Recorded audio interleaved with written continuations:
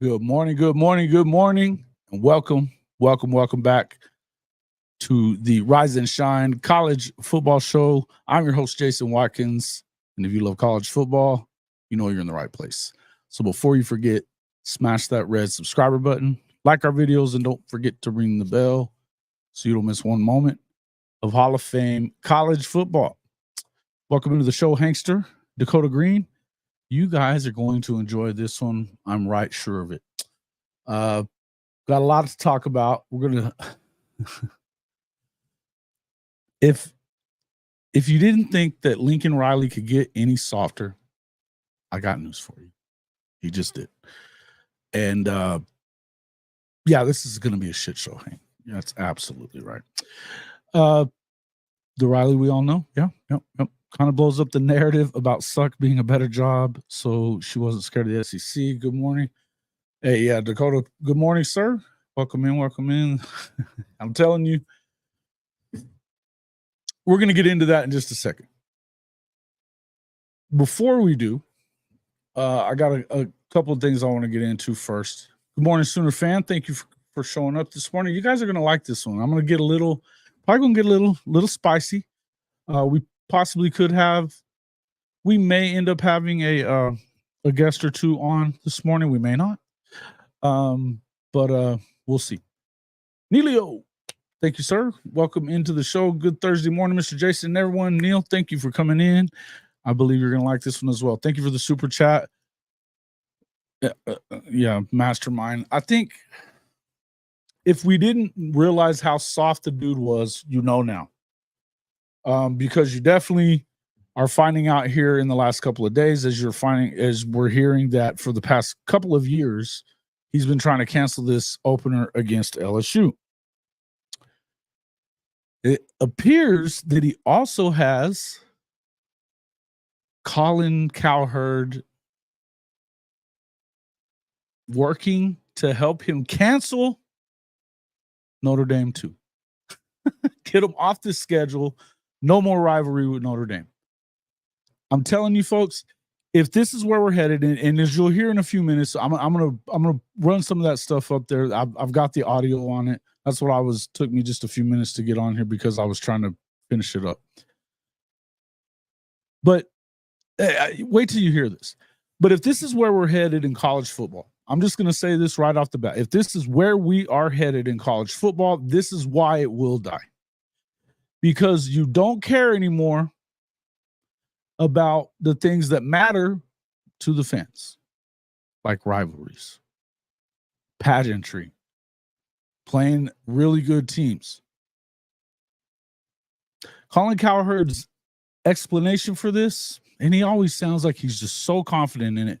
And thankfully for us, Bruce Feldman definitely did not back him up on it. But this is insane. And this just goes to show you that he's been talking to Lincoln like he does.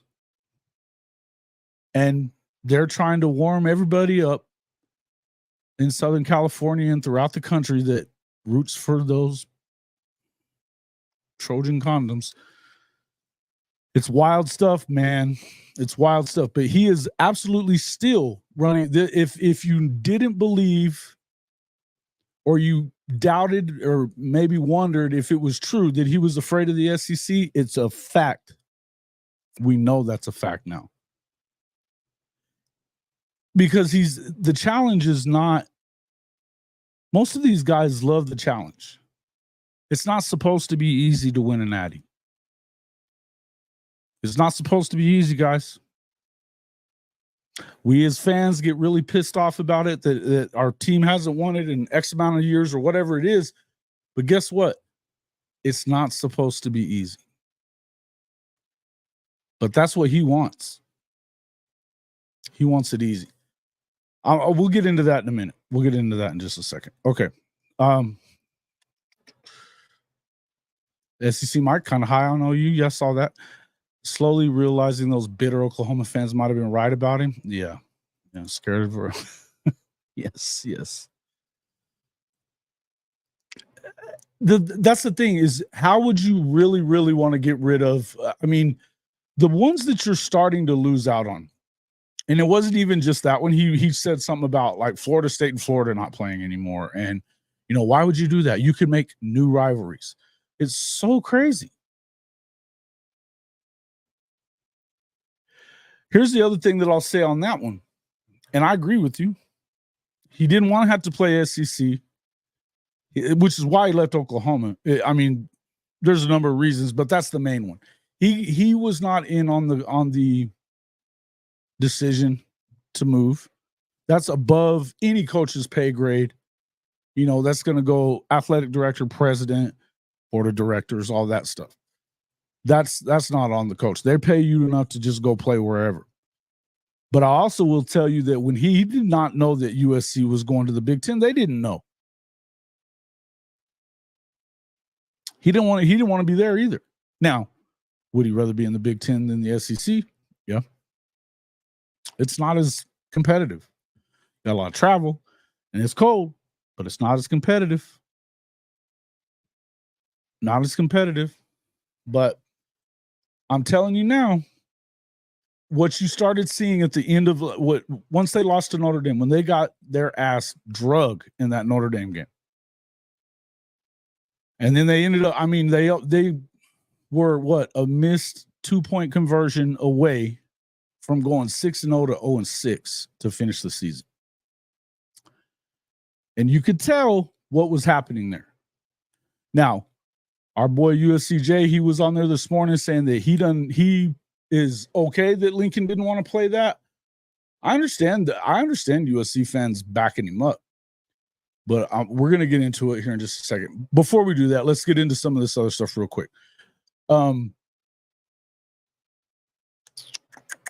yeah, the Sooner women's softball team. We'll get into this as well. Sooner women's softball team opened their Women's College World Series defense of their 3-time defending championships versus Duke today at 2:30. Talk a little bit about that. Oklahoma State opens number 5. They're number 5, and they're gonna play number 4 Florida in the first round. That's later in the evening. I think the last one. Texas will take on the 8 seed Stanford, which isn't necessarily an easy draw because they've got Kennedy, and then you've got and then of course you had Texas coach Mike White doing his best impression of Lincoln Riley, already making excuses just in case his top-ranked Longhorns again fail to win the World Series. SEC coaches meetings got underway this week in Destin. We'll get into what Brent Venables had to say in his time in the media scrum yesterday, as well as Chris Del Conte calling the Red River Shootout bigger than the Iron Bowl or the world's largest cocktail party rivalry games in the SEC. We'll also talk a little bit about Old Drink and his comments concerning a rivalry with Oklahoma, even though he'd have to beat OU about 10 times probably before anybody wearing crimson and cream would consider that a rivalry. I think I'm right there. Just think. But let's start off with Patty. Patty and the 3-time defending national champion Lady Sooner softballs. The Sooner softball team opening their quest for 4 straight titles against Duke at 2:30 Eastern today in the Women's College World Series. This is going to be another one of those tough games. I think that Duke is pretty good there. I think they come in at number 7, which would be the second to last seed. I know none of that really matters once you get here. They were able to kind of come through and do some good stuff. Look, I would tell you that a lot of stuff that was being said yesterday, it all goes to Texas and all that stuff. Here we go with that stupid narrative about Oklahoma's only winning because they have the advantage of playing in Oklahoma City, basically a home game. Oklahoma State, Stillwater isn't that much further away from, Devon Park or Devon Park is what they're calling it now. You can just call it Team USA Softball Complex if you still want to. But I don't think it's a whole lot further from Stillwater. Now, they actually, were backing it up, but I loved it that Patty went on there and said, look, the people of Oklahoma City invested in this, and it's been 30, almost 40 damn years that they've been invested in this thing, right? It's so crazy.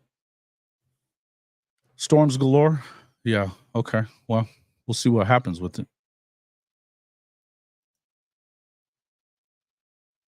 Yeah. Listen, Lucas, we all knew that shit. Mm-hmm. But anyway, I loved it the way she stepped up and said, look, when you're somebody messing with my lights and stuff in here. I hate it when they do that.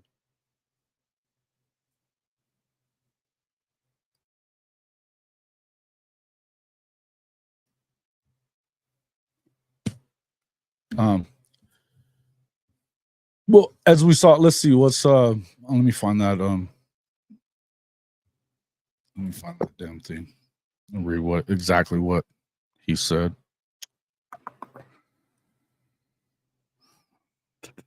Let's see.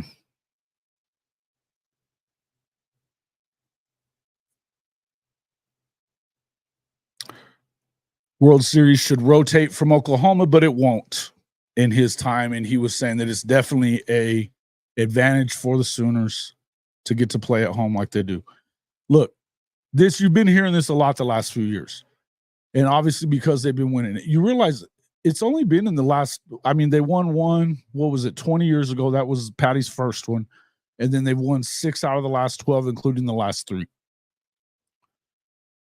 Before they finally won their first one, I believe in a 10-year period or something like that, they were 1-3. Their record was like 1-3 or something like that in the Women's College World Series. Back when, Arizona was dominating, UCLA and Arizona were just kind of handing it back and forth to each other. But it's such a stupid narrative. The other part of it is, what other place in the country are you going to go and be able to host that many programs and all their fans, and it's set up the way it needs to be set up, and the investment's been there already? Where are you going to do that at? It's just wild.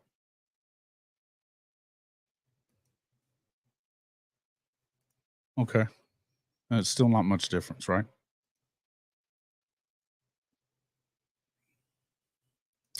FSU won it 4 years ago. Look, how many times? UCLA won it multiple times in a row. Arizona won it. How many times did Arizona win it? Don't they have the record for most in a row or something like that? They were dominant. The Pac-12 really was the dominant force in women's softball for a good while, right? And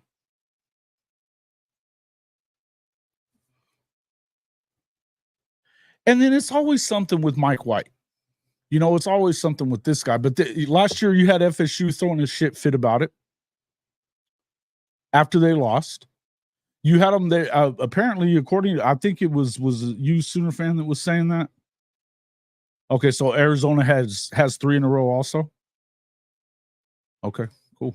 Welcome into the show, Brian. Appreciate you being here. Who else do I have? Zach, thank you for coming in. Yeah, nobody wants to play him. Guaranteed.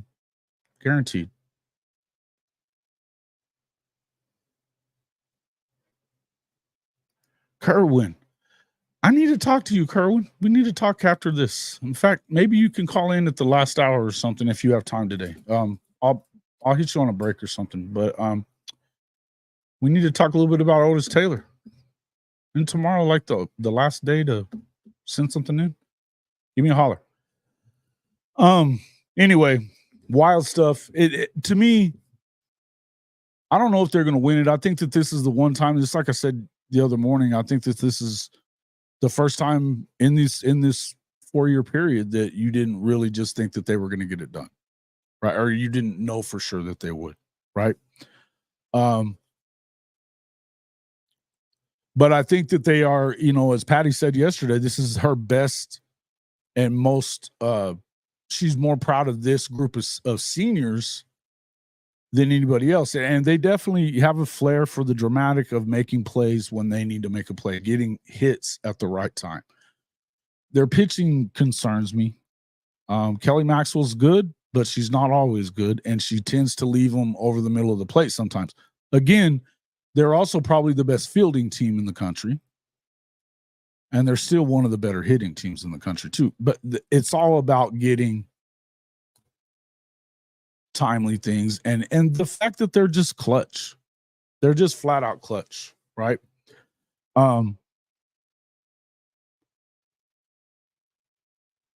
Yeah. Look, man. Well, you talk about, has Nebraska ever won a College World Series? I know they're in it this year, but that's in Lincoln, or just right outside of Lincoln, isn't it? They don't win it. And all those years that UCLA and Arizona were trading them back and forth. Look, yes, Oklahoma's got 7. 6 of them were in the last 12 years. And before that, she won the first one, and it took her, 8 years to win it again. They have the best program in the country, period. At any sport, Oklahoma softball is the best program in college sports, period, end of story. It doesn't have anything to do with the home field advantage. Now, of course, if you're Mike White, you want to bitch and throw and have, your little excuses for not getting it done. Just like, had they have lost that game and, A&M let them off the hook. We talked about it the other morning. A&M let them off the hook. They were up like 9-3 or something like that in that game too. And he's pointing at the bag as she's rounding third. He's pointing at the bag. I've never seen a signal that means stop at third to me, and he's freaking out on his players. He was going to go. That's how tight he is, puckered up he is about winning a national championship. And so he's blaming everything on everybody. He's got a built-in excuse right now. He's an asshole. He's been an asshole.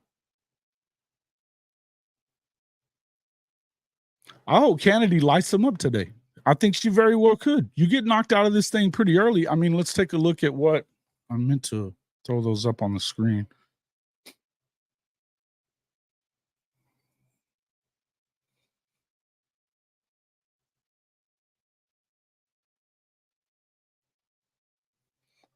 But the guy is making excuses, and just like last year, what was it? He was saying that Patty was cheating. Like that they were cheating as far as recruiting was concerned and all that stuff. That was their little narrative that they had then. What a jerk, Let me put this other one up.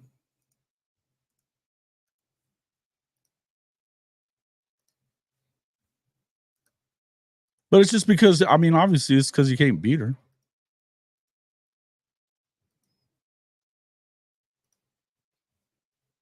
Okay. So, yeah, game 1 today's UCLA and Bama. That's the 12 o'clock Eastern game. Oklahoma follows that up. Okay, so it's the 14th seed, and then you've got Oklahoma taking on Duke at 2:30. So it'd be the next game after that. Then the Texas-Stanford game follows that one up, as you can see here. And then Okie Light will finish up the day against Florida. It's going to be a good game.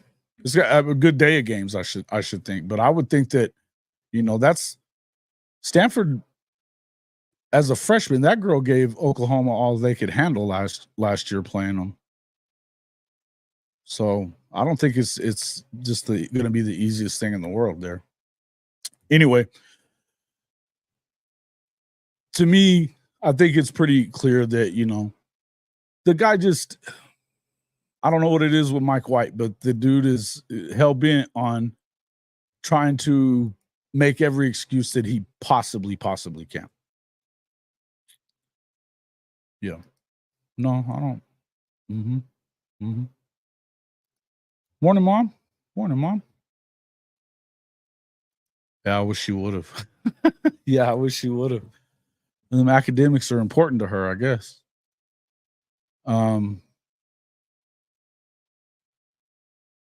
Yeah. No, you're not wrong. She's the best at what she does. I mean, she gets the best players, and not only that, she gets the best players, she coaches them the best, but what they do with them is, I mean, these girls believe in themselves. Look, everybody, if you're at this level of college softball, if you're on any of these programs that are in the College World Series, you are that. You're her. You're that player. Very good. But I mean, we've seen more out of Patty to where you can see that she's a little disgusted or something this year. I mean, they lost 6 games this year. And in the last 4 years, 14 games in the last 4 years that they've lost? They just don't know what it means to get beat very often. And it just doesn't affect them that much either when they do. Right? I do believe that, I just think it's going to be another situation. And I think that clearly Mike White came in looking like to me, it's a bad look for him. It's a bad look for him. I think they lose. I don't think that they win this thing again. Look, the truth is they've got the same amount of wins against each other. They're even on the season. Oklahoma won the first game in that series at Texas. Then they won the second game in the Big 12 tournament. And then they won the second 2 of that, and they got lucky doing it. So it is what it is. With Okie Light, yeah, I'd like to see them kind of get a little revenge on that too.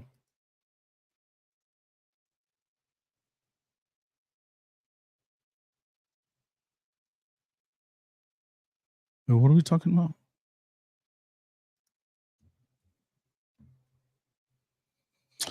The Aggies had every chance to beat Texas, right? OU and OSU for the national championship. I don't really care who it is. It'd be kind of cool if it was Okie Light in Oklahoma, I guess, because they owe them one.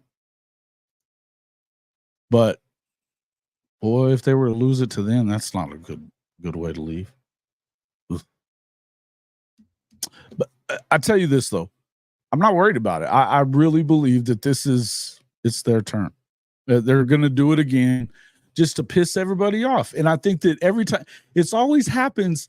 See, we really ought to be thanking Mike White for showing his ass again, because now you just motivated him to go do it again. You got everybody talking about it. That because he brought it up. I've heard fans from Alabama saying, well, we could hold it in T-Town. That I guess they have the facility that they can do it. Supposedly. Nobody else has seating like that. Could you build something like that? Yeah. But why they don't do it in Omaha for the baseball? Look, there's also something to be said for because in Omaha that's Rosenblatt Stadium, right? Amazing place. And they have, they wait until now there's money to be made. And, that investment that they've had that investment out there for almost 40 years. And now they want to take it away because Oklahoma's won the last 3 and they're probably going to win this one. I just think he did a favor. I do. I think they did it. I think he did a favor.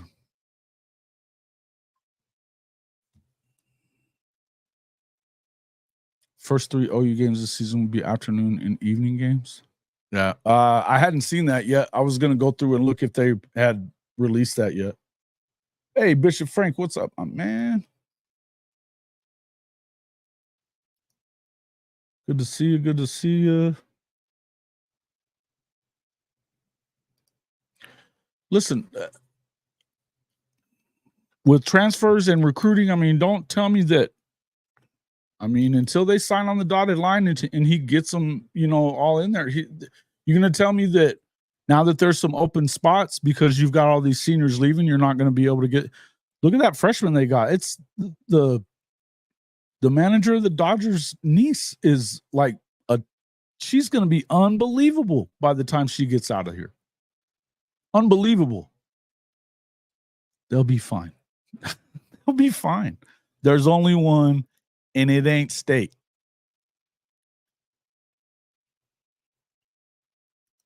That would be. Ooh. I hadn't really thought about the 8s, but I like that. Happy to be home. Glad you made it, man. Glad you made it. Let's see. Let them know what Riley running away is like. I thought y'all'd like that. Yeah.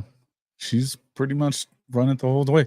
I don't know, man. But here's the thing is it's set up for her son to take over. What's the coach's name at Oregon that was with her until she took the Oregon job? And that's been the last 20 years. Home for her is Norman. It's set up. It's a family deal, man. I think they're going to be fine. I don't know how much, but hell, stay as long as you want. Mm-hmm. Yeah. Yeah.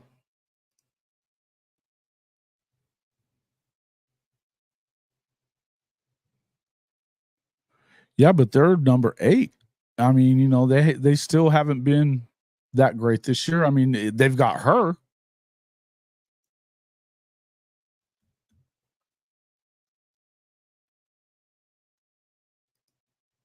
Red River's at 3:30 this year. I like it that they moved it to that spot.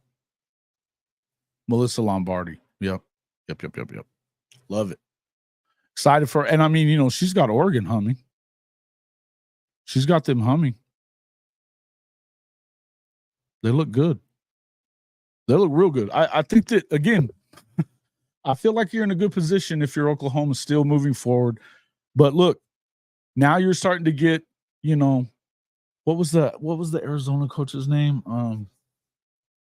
Man, it's right on the tip of my tongue. He was the GOAT, though, and Patty worked with him for a while, I'm pretty sure. And then she took the Oklahoma job. But look, it is what it is. To me, again, I don't care if they don't win it. They don't have nothing else to prove. Patty has nothing else to prove. She has the best college sports program in the country in any sport. End of story. Better than Georgia, better than UConn, better than Dawn Staley at South Carolina. It's better than all of them. Period. What they've done over these last 4 years is untouchable to me. Untouchable.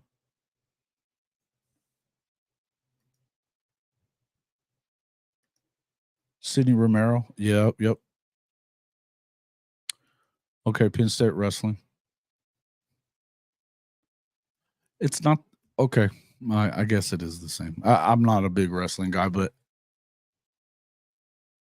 if anything is going to match it, it would be that. But we're talking historical college programs, period, in any sport, though. She's up there with anybody, period, no matter who it is. It's just not even Mike Candrell. That's the dude. He was a bad dude. A friend of mine went to a couple of coaching clinics. That's her favorite. She loves Patty too, but she was a high school coach, softball coach, Hall of Famer. Yeah, he's unbelievable, and and ever since he left, that program has fallen on harder times. There was a time that they wouldn't have. Well, they had what was the help me with the winning streak because I don't know the exact number. How many games did they win in a row? And what was it span basically the entirety of 2 seasons, I think, pretty much. They lost that game to Baylor a couple years ago, early in the year. in a tournament, or just one of those little short weekend tournament things. Then they didn't lose again until the start of this year, right? Help me with that, guys. I know somebody in here knows it. Sooner Cowboys. Oh, I can find it though.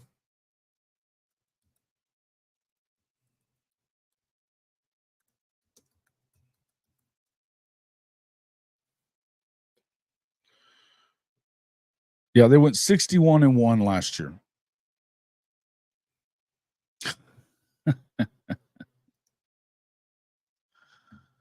(18-0) in conference play. Ay vey. Man.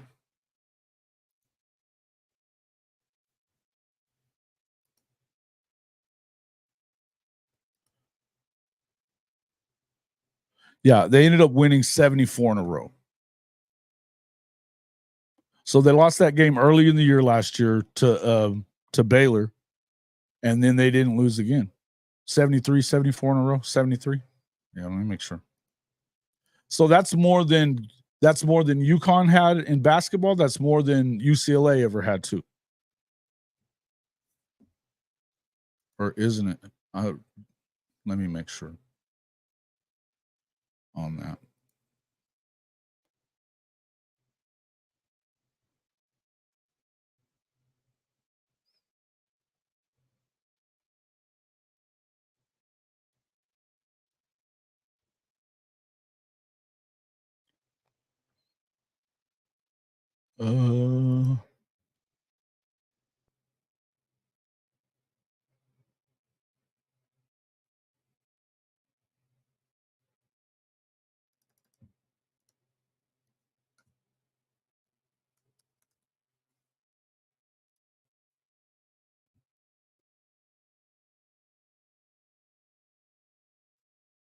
Yeah, so they were up to 71 games. Let's say, let me just to make sure that we're right here. But I'm pretty sure it's on the right side of history there, because UConn's winning streak.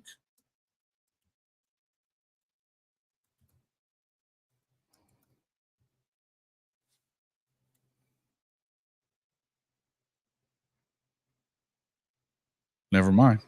They won 111 games. Wow. There you go. Yeah. Football. Yeah, that's insane though. That tells you with how dominant UConn was during that time with Oriema and those. I mean, that they just didn't. You couldn't do that now because the competition. That Oklahoma did 71 games in a row with as many good programs as there are out there is pretty insane. Pretty insane. I still say, I mean, at the moment right now, they have the best program in any sport in the country right now. I mean, this will be 4 in a row if they win it.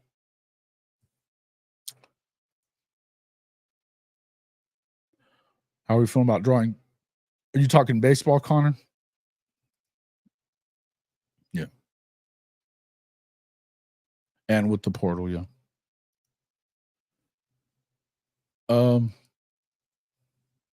the OU women are playing Duke today too, is why I ask. So, men's baseball. Let's see. Oklahoma regional baseball.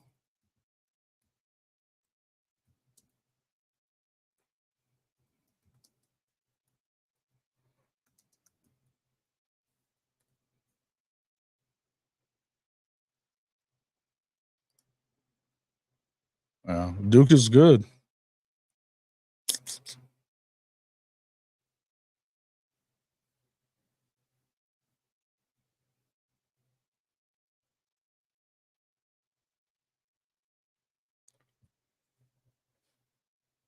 Yeah, it's got number 2 in the. That's tough, man. 39-18. Look, they got a better record. I don't know though. I think that again, I think the best team in the country is clearly Texas A&M anyway. But yeah, it's tough. It's a tough draw. It's a tough draw. We'll see what happens with it. They've kind of been, they did well winning the Big 12 and, when they did what they did. But then, ORU, yeah, it is a pretty good matchup. ORU's been really very good too. Yeah.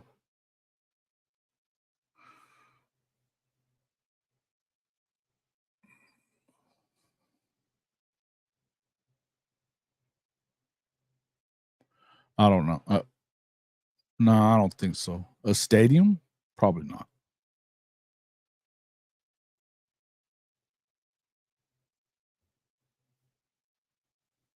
Probably not. The thing about football is that they don't want to get, if they're doing it, I think that if they want to expand the playoffs more, it's because they want to bring some of it to the campuses. And I mean, these are, monster places, but you've got stadiums like the one in Atlanta, of course, Jerry World, LA, Vegas. I mean, they're building them, and these places are unreal, right? Unreal. People still love to go to Louisiana to the Superdome. They've redone that a few times. I mean, it holds a lot of people. I mean, they're not. I would love to see, them kind of redo the Cotton Bowl. I don't really think that's ever going to happen because they're already not playing the Cotton Bowl in it anymore. Yeah, Louisiana.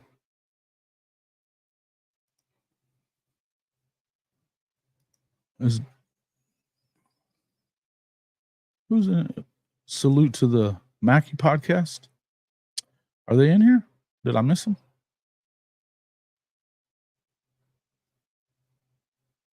But yeah, salute to them. To Barry and Mac show. Barry and Mac show is awesome, man. The Barry and Mac show is awesome. Love it. We'll see what happens with the baseball team. We were talking softball, though. And I think that right now this starts today. We're going to see what happens. I think Oklahoma, it's like somebody was saying it. I think a few people have said it already. Who the hell wants to go up against OU? Especially now that Mike White pissed them off. And you got everybody talking all that trash about where the games are at. And, Connor, you're a Oregon State guy. You give a shit about it being, do you think it's a big, huge advantage for, a team that doesn't ever win it, Nebraska, that they play in Omaha?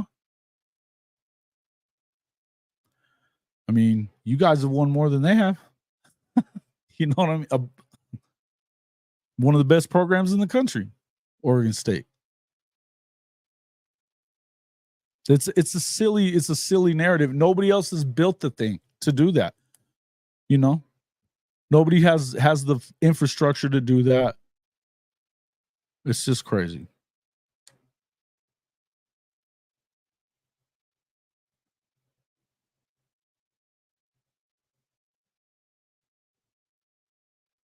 Yeah. They're doing some stuff to it. They're not going to make it in. There's not going to be a big multi-billion-dollar changing it into an actually nice stadium. I mean, if you've been to the Cotton Bowl, it's cool and all because of the history, but it's a shithole. Kind of like the rest of the neighborhood. Still cool though. But they're not going to, I think maybe they will. Maybe they will.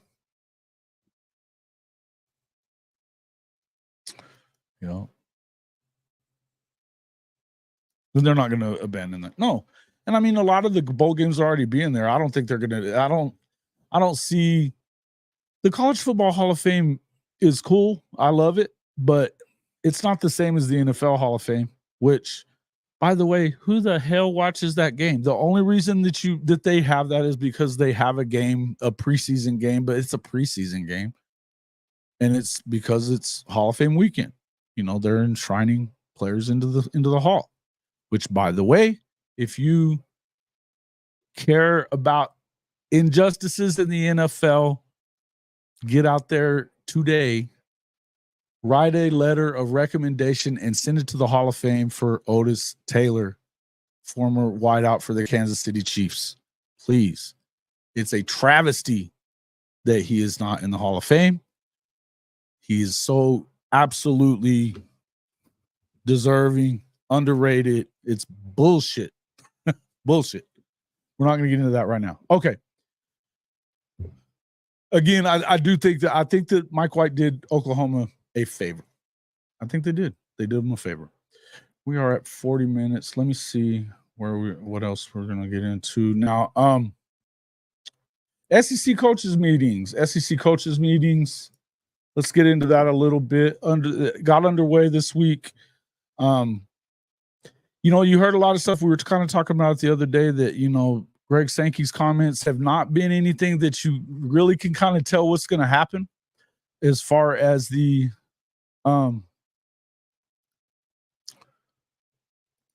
OT for HOF.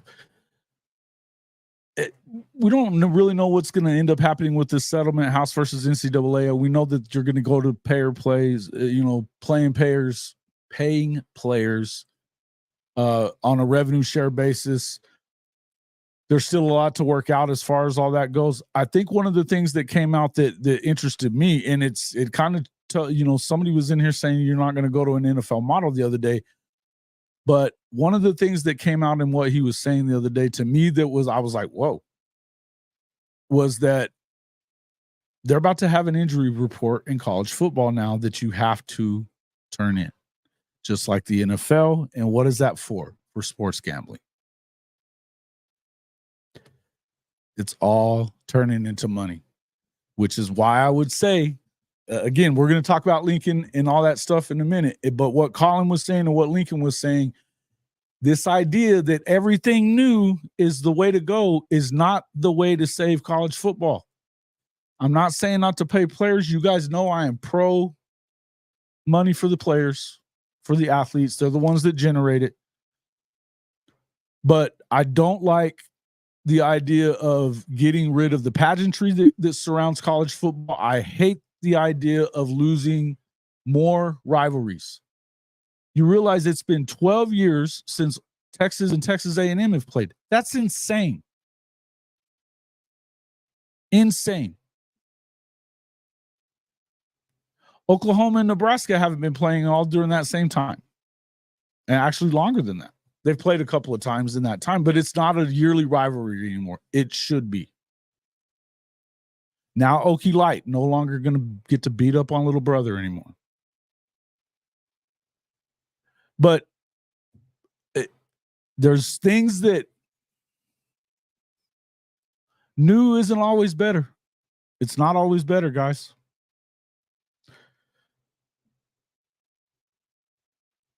Oh, they're all on that now. Yeah. Yeah. Huh. I hadn't heard any of that yet. We're mostly paying more attention to the football side of it, but I think something tells me that Oregon State and Washington State are going to end up in this some way, somehow. They kind of worked the Pac-12 deal out pretty good. All right. So yes, so this idea, but so yeah, that was one thing that, this that kind of intrigued me on that. Then the other thing that I was looking at that I was really kind of surprised with was that Chris Del Conte calling the Red River shootout with, obviously you had Chris and he actually went up there with Feinbaum and said that the Red River was bigger than the Iron Bowl and the cocktail party in the SEC. I don't disagree, but what do you guys think about that? No, do I care about Okie Light? I think that anytime that you start taking any rivalry away, a game like that away, it's not good for the sport. It's not good for the sport. Now, we know that it's not because of realignment. That's what Gundy wants you to think it is. It's because he's sick of he's 4-17. 4-16, whatever it is. But the Red River, is the Red River bigger than the Iron Bowl? I think at the moment it's bigger than the Iron Bowl, and I think you can argue that it's bigger than the cocktail party too because of the fact that Florida's trash and Auburn's trash. Now, I wouldn't go so far as to say it's bigger than the game, Ohio State, Michigan. That's a different deal. But I don't think that there's another game out there aside from that is more heated. And I mean, just the way it is, the way the fans turn out for it. You've got the stadium split up. You can see the split in the stands, orange to crimson. It's unbelievable.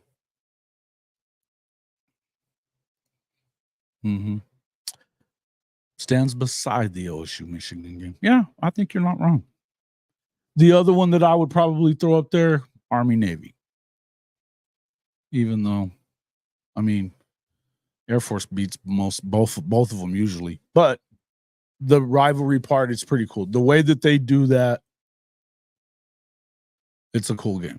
Very cool game. Army Navy's cool. Yeah, Connor, there you go. Get it. The fan split is unbelievable. People talk about being able at halftime to go out and, into the fair. That's bullshit. Who does that? Only if you're Josh Pate, I guess. Can't get out of there and get back in time. No way. It's hot though sometimes. I mean, I would love it if it wasn't so crazy around that area of the state fair. It'd be cool if they did a night game, but you can't do it because it's just too dangerous around there. Way too dangerous. Yeah. Yeah, look. But that's the problem is now these conferences being so, I mean, look, you've got Cal and Stanford playing in the ACC.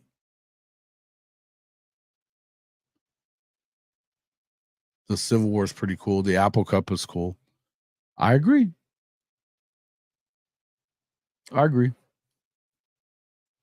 But on a national level, and I'm not trying to bash you. I think that the freaking Holy War is badass.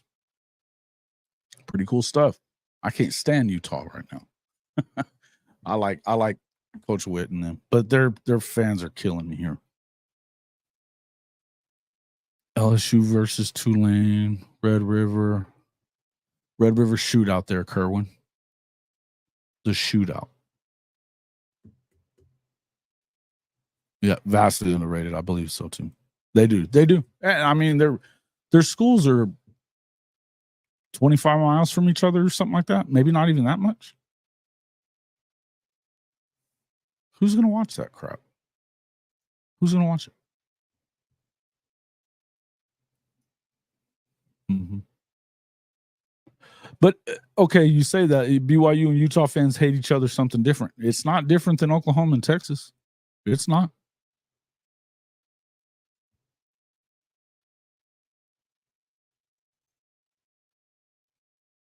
The brand has finally returned. F*** your brand. Horns down. It's not different. And I know the hatred is up there it's like that in the Civil War. It's like that. Look, it's like that with Alabama and Auburn. It's like that with Florida and Georgia too. It's just that right now, neither one of those games. And to be fair, I got to tell you, the Red River hasn't been that competitive in 25 years. Oklahoma's 17-8 in the last 25 or 18-7, one of the two. Either way, that's dominance. But there's something about the Iron Bowl, though, for whatever reason, Alabama or Auburn will reach up and bite them for whatever reason, even though they've been not that good. Yeah, they don't want to. They're not going to do that. They won't. The big thing about doing it is because of the fair.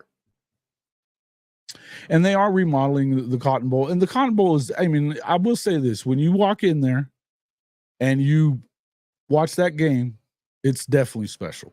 It's a different animal. Yeah, it's not, the amenities aren't nearly as nice as, some of these other stadiums. But I'll tell you something. I mean, now, and they had remodeled it something a lot. But when I went to Cincinnati this past year and I met Chicken out there, and Nippert Stadium's the oldest college football stadium in the country. I didn't even know that until a couple of weeks before we went out there. Had no idea. Awesome place. Cool history. Very cool. I like stuff like that. Some of these other states, but from what I hear, we're gonna go to Baton Rouge and watch this game with, you know, the LSU game. Death Valley, I mean, it's an old stadium too, but man, scary spot. They say it's haunted.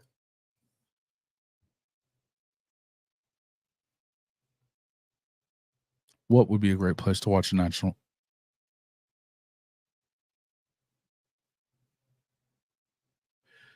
But wait, what are we talking about? What would be a great place to watch the national championship game every year?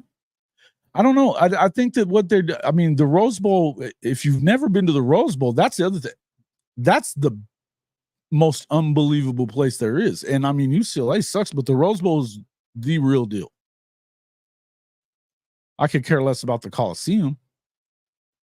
The Rose Bowl, I mean, aside from what happened when Oklahoma was there against Georgia, great experience. Unbelievable. And it's an old place, but it's the granddaddy. That's real. And I love it that, well, they're going to have to fix it up. But the Cotton Bowl's got a lot of history to it as well. And then, you know, to me, I think that, you know, when you start looking at the Sugar Bowl, another one of those big ones, the Orange Bowl.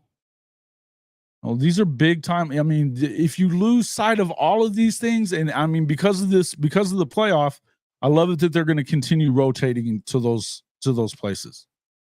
I love it because they all have meant something. Now they're also have in the rotation, you know, Jerry World and Mercedes-Benz in Atlanta, obviously LA. Wouldn't be surprised if they put it in Vegas at some point. They probably will. Yeah, no, you can't. You not after 7. No, you're wrong. You're not wrong, Neil. You're not wrong. The area around the Cotton Bowl is unsafe. Definitely unsafe. That's why it'll never be a night game. Now, I'm good with it not being the noon game though, because that's early. You don't even get to tailgate or, you know, have a good time. And I mean, now you're cutting it a little close. Once the game's over, you need to get the hell out of there. Don't waste time. No, absolutely. I agree with you, Lucas.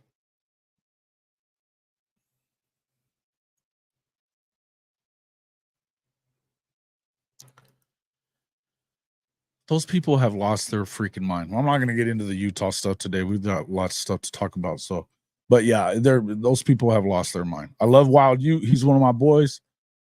Some of those folks are out of their mind.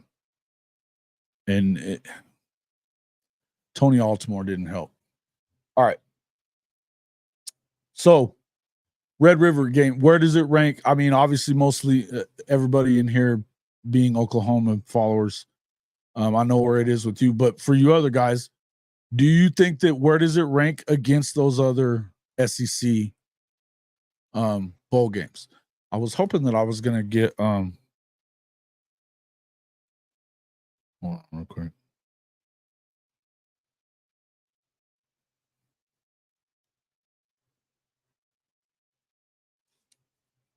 Maybe not.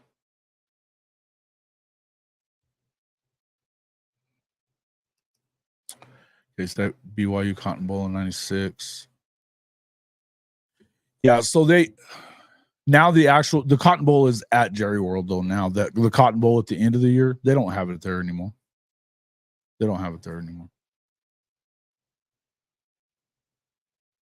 That's stupid talk. It's just like the whole Pac-12 deal that everybody was telling you that they weren't going to implode. We saw what was going on. They lie and lie and lie and lie and lie. I don't understand. All right. So, speaking of rivalries, though, Eli Drinkwitz was asked about if there's a rivalry between Oklahoma and Missouri. All you OU fans in here, you can say it with me. Hell no, there's not, and there won't be because OU's going to beat the brakes off of Mizzou starting on November 9th, just like they did when they were in the Big 12 with them, and then the Big 8 before that. This is just like having another Okie light that you don't really think that much about. It's Mizzou. but they do talk a lot, which is going to make it fun this year. But it's not a rivalry. Yeah. Okay. Steve Sarkisian. He was good, man. He was good. He was good when he was at BYU. Really good. I remember those days. He was really good. That is the only reason that it still exists. You're right.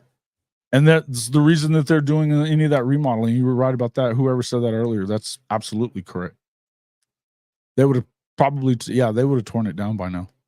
But you've heard it from both sides. Joe C said it a bunch. I've heard it from Chris Del Conte too. That if they're going to move it, if they, I think that if they've made it to where the upgrades that they're doing to it, they're doing it during the rest of the year that isn't that one weekend.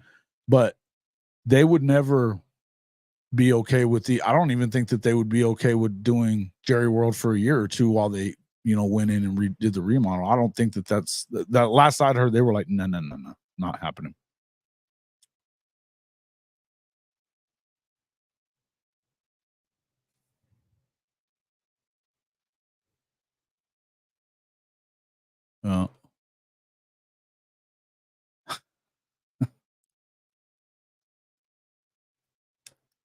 Yep, SEC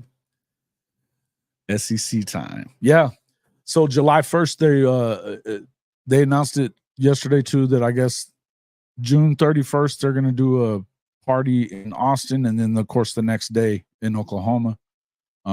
Official SEC day for OU in Texas on June 31st and July 1st. So it's exciting, man. They're having a big party about it, and I mean, I'm excited about this stuff, man. It's very cool. Gonna have a good first year in there. Texas isn't. It's gonna be fun. It's gonna be good. Gonna be good. Gonna love it. Yeah, that hit. Dude, I still remember that too. They were really freaking good. That was really good. He did not get back up. Yeah, I still remember the last time Oklahoma had played that year that they opened this season with them, and BYU hurt Sam. Probably ruined their chances to win in the Natty. Sam didn't end up. He came back, and then he was out again. That was the start of the Landry Jones era. But that was, of course, at Jerry World. Start of the year at Jerry World. Jordan Galt, welcome into the show, sir. Welcome in Tyler Walker, Lucas James. Let me go through and say hello to everybody as I can.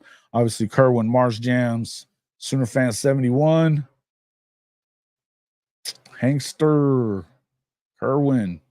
Let's see who else we got. Bishop Frank, Stinking Lincoln. I love it when people say, you know what I want to say about him. Dakota Green, Sooner Cowboys. Glad everybody could show up in here. Make sure that you hit that like button. We have over 100 people in the stream right now. Make sure that you hit that like button. Before we get back into everything, take a moment to shout out our partners at Hall of Fame College Football, Mint Mobile, where you can get 3 months of the largest 5G network in the country with the phone that you have for just $45. That's $15 a month. And right now, if you sign up by the end of the month, they are doing, and it may extend, but I know for sure that by the end of this month, if you sign up for that 3-month deal, you can actually get 6 months of Paramount Plus on Mint for free. You'll get that Paramount Plus Essentials package. So if you like the streaming, you can try it out. Your unlimited talk, text, and data through Mint Mobile. $15 a month. It only goes up to $30 after that if you stick with unlimited data on all that stuff as well. Man, I've told you guys you can try it out with the service that you already have on the phone that you already have. That way you can kind of test it against it. It's way worth doing it. You should definitely give it a shot. Check out our official show merchandise, hofmedia.us/pod-merch. You got Coaches I Don't Give a Shit shirt. Got the Horns Down shirt in there on the all different horns down stuff in there. We got some other stuff coming up as well. And then if you are looking for some new golf apparel, pullovers, shorts, polo shirts, go to our Melreg Performance Golf Apparel partner store. Get performance, style, and price all in one place. Unbelievable stuff, man. Melreg.com/JW_HOF. Again, the free way to help the program. Just make sure you hit that like button, share it with your friends. It always helps. If you want to become a member of the Hall of Fame Mafia, go jump out of the comment section real quick. Go over to where you can hit the like button. Right next to it, there should be a button that says join. $2.99 a month. Get into our Discord. Get to have a lot of fun in there. And as we get closer to the season, we're going to start having some more members-only content. So you want to make sure that you are a member of the Hall of Fame Mafia. Thank you, Bishop Frank, for, I guess you renewed your membership today. 10-month member. So shout out to Bishop Frank for that. We appreciate that. Yeah, look, you can always give us a super chat, as you see that Neil did earlier. But again, it's free. Just to make sure you hit that like button and become a subscriber at the very least if you haven't already done so. Appreciate that. Okay. Yeah, man, we are over. Let's see. It says 107 in here. So we're starting to get more, whether it be on Twitter. If you are on Twitter, please make sure jump out of Twitter and come over and see us. It's at CFB-pod on YouTube, at CFB-pod on YouTube. Become a subscriber. Hit the like button at least. That's where it helps us the most. We've already had over 200 viewers, though, to the show in this first hour. So I appreciate everybody coming in there and doing just that. Awesome stuff, man. Awesome stuff. And I'll go in there and throw that. This is another thing that you get for becoming a member. You get our special emojis, the OU and the horns down, OU DNA as well. Little stuff like that. And like I said, we're going to have some members only content that I know I hadn't done as much of it lately, but it's, it's going to be what it is. Yeah, I'm into that. Golf clothes are great clothes. And these, I mean, I don't know how many people have checked this out, but it's like they look like the, golf shorts and pants. They've got pants as well. But these are the stretchy kind. They look like they feel like basketball shorts. They look like golf shorts. No wrinkles. You got SPF 30 protection with that stuff. They're amazing stuff, man. You should definitely go in there and check it out. And like, if you buy golf clothes, generally, a shirt will cost you $100 easy, right? Most of them are right around that $35 to $40 range for shirts, and they have deals on it all the time. And then your pullovers right around the same, so you got the quarter zips, full zip up jackets, amazing shorts and pants. Love that stuff, man. Love that stuff. So yeah, go in there and check it out, man. Yeah, the OU SEC t-shirts right away. That'd be cool. Yeah. I'm glad they're in the SEC. I don't really care about, you're never going to hear me chanting SEC. Never going to do it. But that stuff's, hey, Dusty, welcome into the show. Thank you for coming in. Connor as well. Yeah, man, let's see. We get coaches like Deion. What?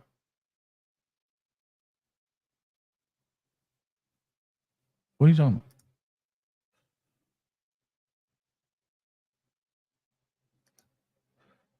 What's up there, Stan J. Ross?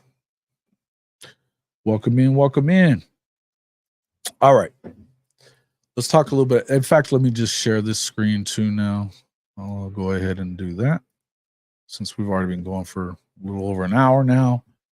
We've talked about most of this other stuff. We can get into some of it, back into it here in a few minutes if we want. Free membership sent today. Somebody got you got a free membership in there? Oh, did you buy one for somebody? Well, let's see who it was.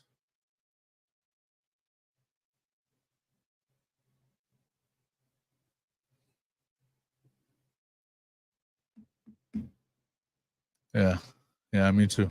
Yeah, me too. Agreed. There, Stan J. Ross. Okay, who was it? Who got it? Can you tell who it is? Because I'm not seeing it yet.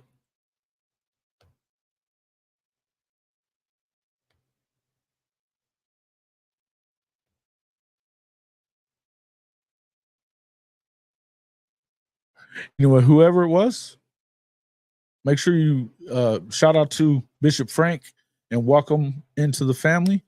Pretty cool stuff. Get in there, get into our Discord. You can get into the member page now.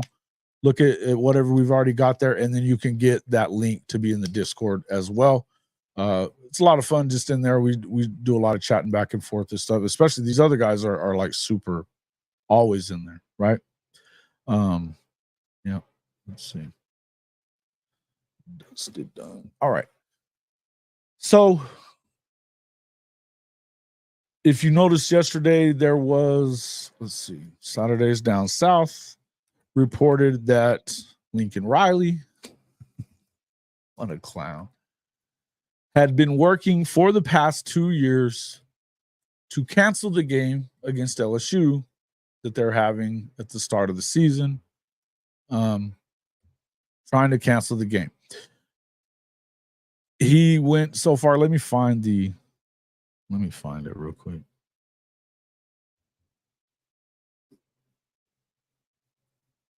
That's funny.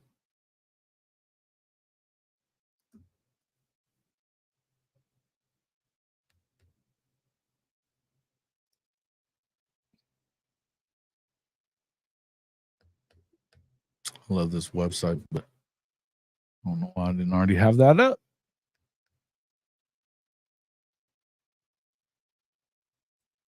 I definitely had it on on my Twitter. Let's find it there.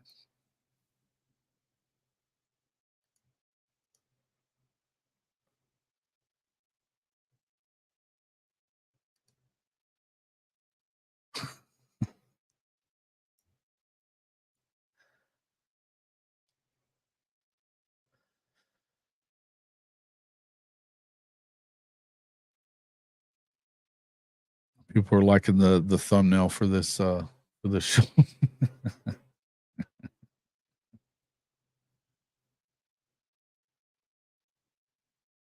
Where is it?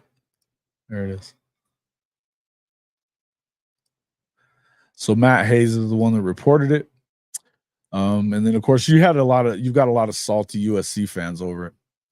But so biggest game of the opening weekend. Yeah, because I guess that's week 0, right? Yeah. But according to a number of and what I would tell you about Matt Hayes is he's one of those guys that does have a lot of sources. Now, he's not going to give them up, but he gets a lot of information. This is a great website, by the way. Biggest game of the opening weekend of college football almost never happened. USC tried for nearly 2 years to find a way out of a contract to play LSU in Las Vegas because Trojan coach Lincoln Riley didn't want the game. Multiple sources have told Saturday Down South. As late as last fall, after Jen Cohen was hired away from Washington to be the new USC athletic director, the SC administration was still trying to get out of the game, including offering other opponents to LSU, sources said. At one point, Fox Sports got involved and tried to further the process. The network wasn't enamored with the idea of USC's first game as a Big Ten member being broadcast by rival ABC ESPN. They weren't getting out of the game, a source told Saturday Down South. LSU athletic director Scott Woodward and the Las Vegas Bowl executive director John Sacinti, both attending the annual SEC spring meetings in Destin, declined to comment just how committed was Riley to get out of the game. High-profile sports agent Trace Armstrong, who represents both Lincoln and LSU coach Brian Kelly, and the source told Saturday Down South that Riley even asked his agent for help in changing Kelly's mind. It did not work. In an age where college football has never been bigger and fan engagement never greater, the sport nearly missed out on a big marquee matchup, and it was going to be a lot of money too. It is a lot of money. And on the big stage in Vegas, the first 2 weeks of the season include mega non-conference games: Texas at Michigan, Georgia versus Clemson, Notre Dame at Texas A&M, and Miami at the Swamp in Florida. But None was a bigger draw than LSU USC running unopposed on television in primetime on ABC. Right. They've done that the last couple of years with Florida State too, and it's made big money. Another source said more than 10 games on various schedules had to be moved to accommodate the game and that there was significant logistical legwork to make it happen. USC and LSU will each earn $5 million from the Las Vegas Bowl for the game, which was scheduled all the way back in 2021, 4 months before SC hired Lincoln to replace Clay Helton. Here's where USC has a unusually difficult schedule in its first season in the Big Ten, but the administration was trying to get out of the game before the Big Ten announced the 2024 schedule because Lincoln doesn't want to play it. Big Ten initially announced its 2024 football schedule for 16 teams in October of 23. A new schedule was released a month later after Washington and Oregon were officially accepted into the conference. The tough part for SC's schedule, though, they've got a road game at Michigan and Washington, and then they got home games against Wisconsin and Penn State. Now, Wisconsin may be a little better than they were last year, but I don't know how much better. That quarterback he sucked at Miami last year, and Penn State hasn't done shit. And they're getting them at home. And then they're playing Notre Dame, which apparently Lincoln, according to Uncle Colin, they want out of that one too. LSU's schedule, meanwhile, includes non-conference games against USC and UCLA, in addition to its 8-game SEC schedule. Most online sports books have LSU as a 6.5-point favorite over SC for the week 1 matchup. Wow. John Downs, what's up, bro? Soft. And look, USCJ, who is our boy, but he had his show this morning, and I don't know if it was live or not, or if he just did a recording, but taking up for Lincoln. And I don't necessarily blame him for taking up for Lincoln, but this is what needs to stop. People have got to stop taking up for Lincoln freaking Riley. Stop it. The guy is getting pass after pass. You had a Heisman quarterback and went 7-5 last year. All while, and you keep telling everybody that you're going after national championships, but you don't want to play these games. This is a big game. And I would tell you that now that you have a 12-team playoff, you certainly have a opportunity, whether you win or lose that game. It's like me and Coach were talking about, hey, that A&M Notre Dame game is going to be a good one in week 1. Great game. I don't think it matters if you lose that game. If you're either one, you've got still a lot ahead of you. Notre Dame wins, it's a good situation for them because they can still probably, we know that if they go 10-2, they're in the playoff. But SC, you get a win like that in let's say you're in a 2 or 3-way tie at 9-3 at the end of the year, but you beat LSU. You're going to be one of those 3 or 4 slots in by doing that. Let me go ahead and let you hear what Colin Cowherd had to say.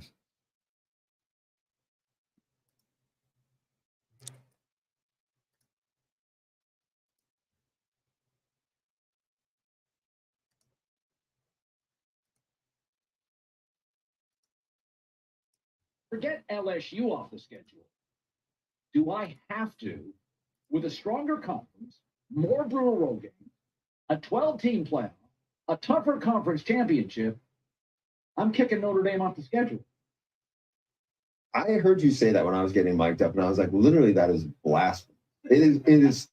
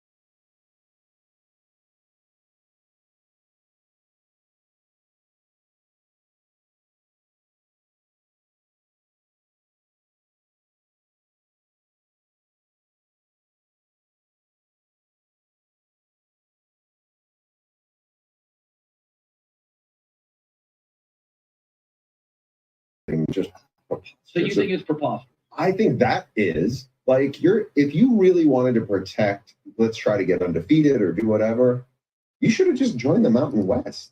You're not hearing it? Yeah, but USC is a huge brand. Damn it. Well, it won't. You're not hearing that?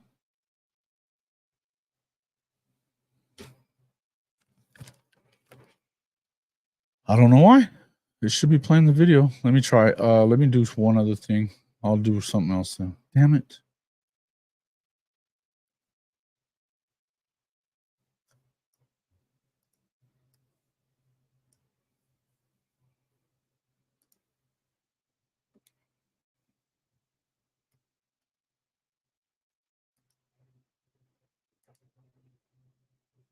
I'm telling you guys, my StreamYard has been acting weird. Can you guys hear me now?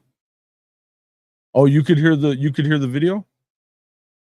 It stopped there for a second.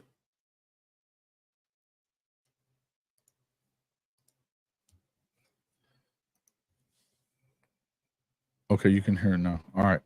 Tell me if you can hear it here in just a second then.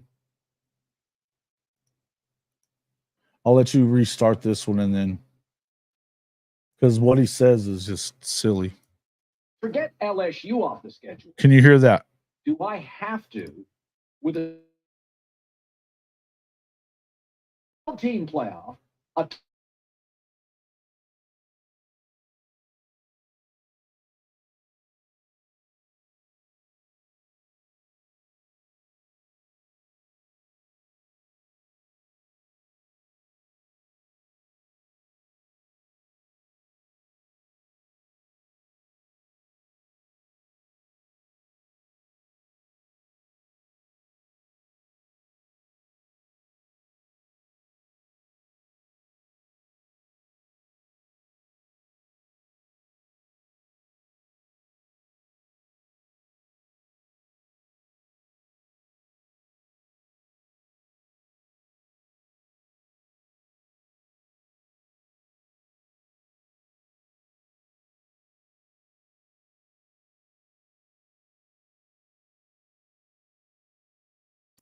Well, it won't.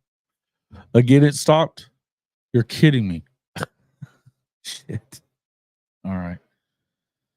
1 second. Damn it.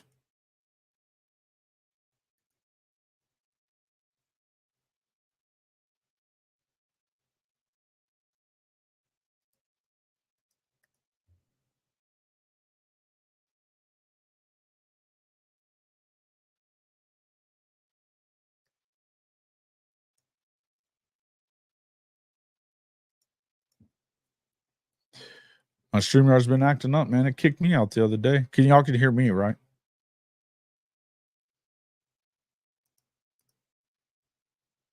All right. It should work this way. If it doesn't, let me know right away. Let me know if you are hearing it, but let me know if you're not right away. forget LSU off the schedule. Do I have to, with a stronger conference, more brutal road games, a 12-team playoff, a tougher conference championship, I'm kicking Notre Dame off the schedule? I heard you say that when I was getting mic'd up, and I was like, literally, that is blasphemous. It is honestly insane that you said. First of all, they're not getting all those teams every year. That's right. They're getting a rotation of some of those teams, okay? So you only have to go to Columbus every other year. Look, but also now there's a playoff, a 12-team playoff. You can go 9-3 and make the playoff, right? The idea that you would lose Notre Dame, like, by the way, is Keyshawn come in here every day? Because, like, I feel like he will punch you in the face.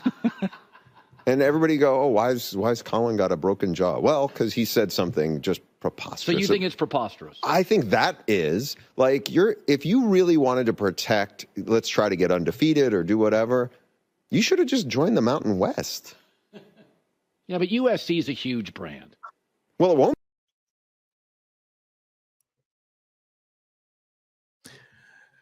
It says USC's a huge brand. Can you believe that, guys? I mean, seriously.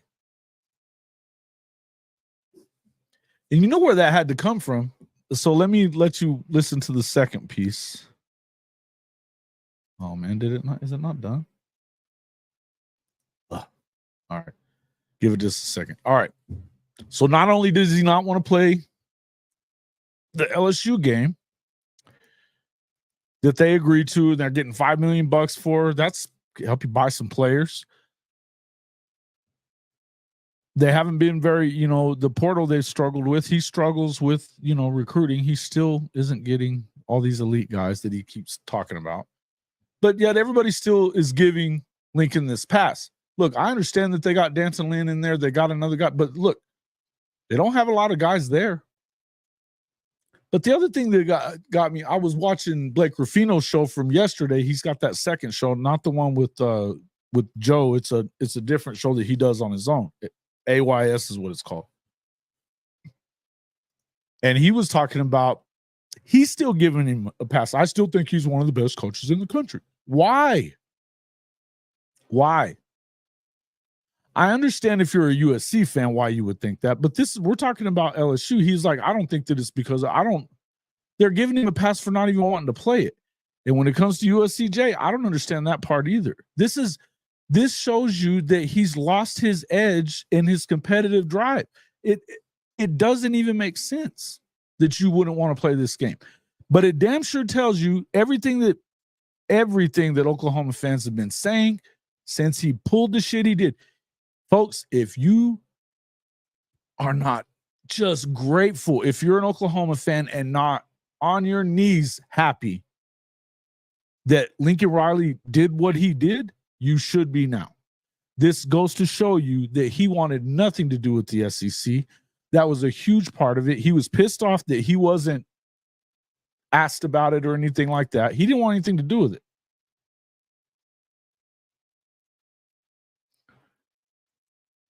He just, yeah. That's it. And that's another thing that he says later in this second one. Let me go ahead and get it. I'm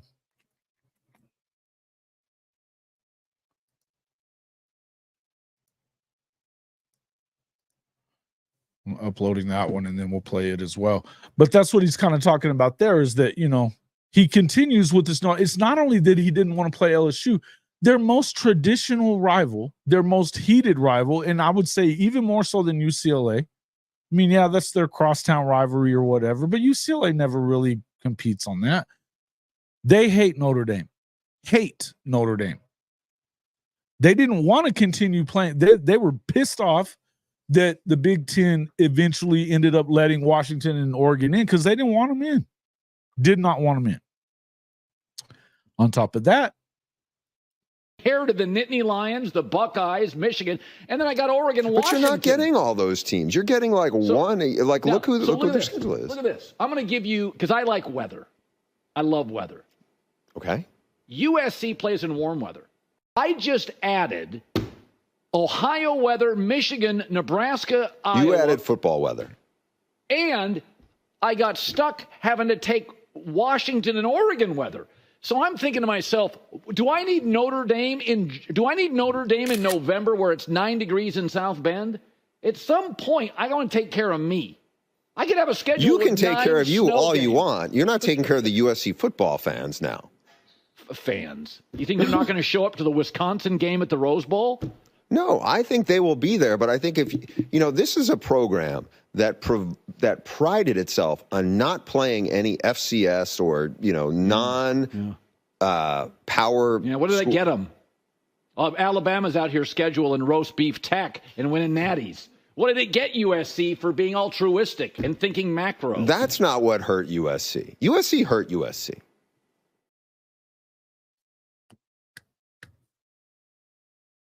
He goes on to say about Michigan, Michigan played UNLV and Bowling Green last year, and they won a natty. And was talking about Notre Dame. He didn't want to play Notre Dame if it's, you're going to get guys hurt in week 9 and not be able to win a national championship. Guess what? It's hard to win a national championship. And guess what? It's supposed to be hard to win a national championship. And if you're scared of Notre Dame right now, you should be. Because Notre Dame is what USC isn't. Physical, run your ass over. They're gonna out physical you. That is one thing we know that Lincoln won't do. They're soft, particularly along the lines of scrimmage, which is why I said a second ago, if you're an Oklahoma fan, you should be absolutely over the moon that Lincoln Riley is in LA, because he's still running from the SEC. And I tell you what, it's a good thing. Now, the shit that he pulled on the way out, slimy. Hate him forever.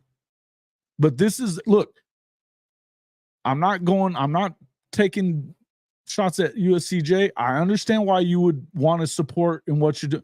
But this is what's wrong with college football. And this is where we're headed in a direction. Is he said, what about new rivalries? What about the Michigan? You're not going to play those guys every year. I mean, look, thank God for Bruce Feldman being the voice of reason there, of what, if you have guys like Colin Cowherd and Lincoln, because you know all that shit came from Lincoln. If you've got guys like those two clowns and they're deciding all this kind of shit, and we're going to go with new instead of, because this is the new way. We're in our new conference and blah, blah, blah, blah, blah. Look, you can't just force feed a rivalry. A rivalry is got real emotion to it, built on years of amazing games and heartbreak and, obviously feeling good when you win, like Oklahoma does when it plays Texas most of the time. But to me, I have a hard time understanding why anybody at USC really believes in this guy at this point. You had the Heisman Trophy winner coming back. You never beat Utah. They were, without Cam Rising last year, they were middle of the pack at best out there. They weren't very good. They were better than Colorado, Arizona State. Arizona rolled them. And the Stanford and Cal. That was it. They weren't better than anybody else, except for SC. They almost lost the Stanford game too.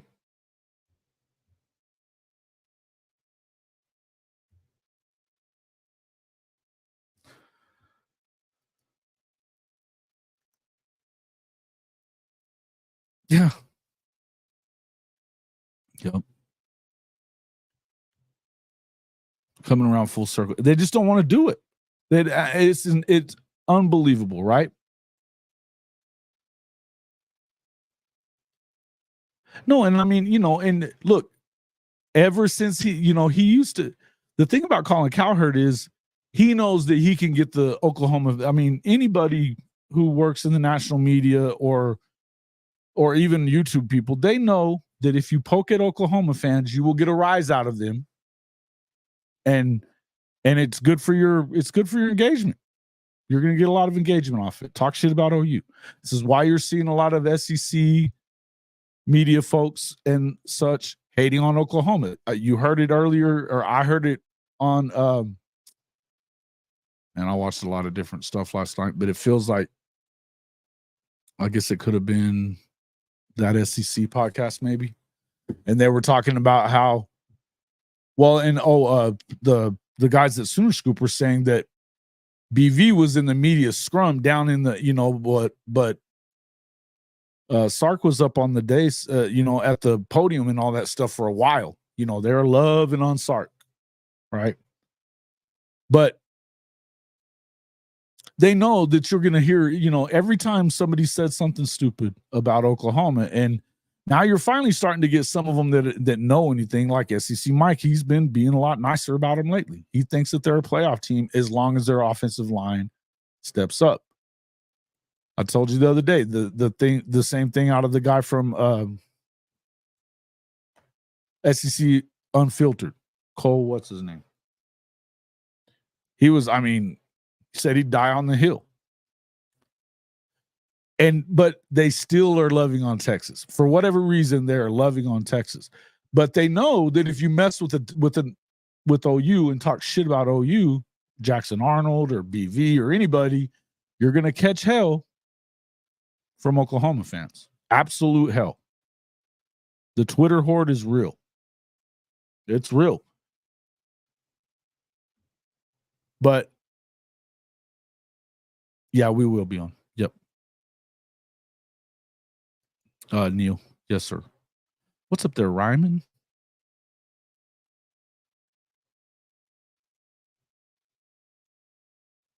Hey, thanks for coming in, man. Appreciate it.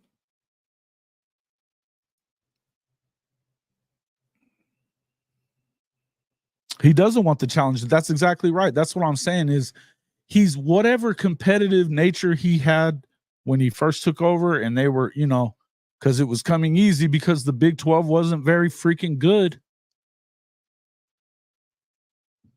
And he looked like a genius, but he doesn't have the stomach for having to, because he doesn't have an answer for how to fix it.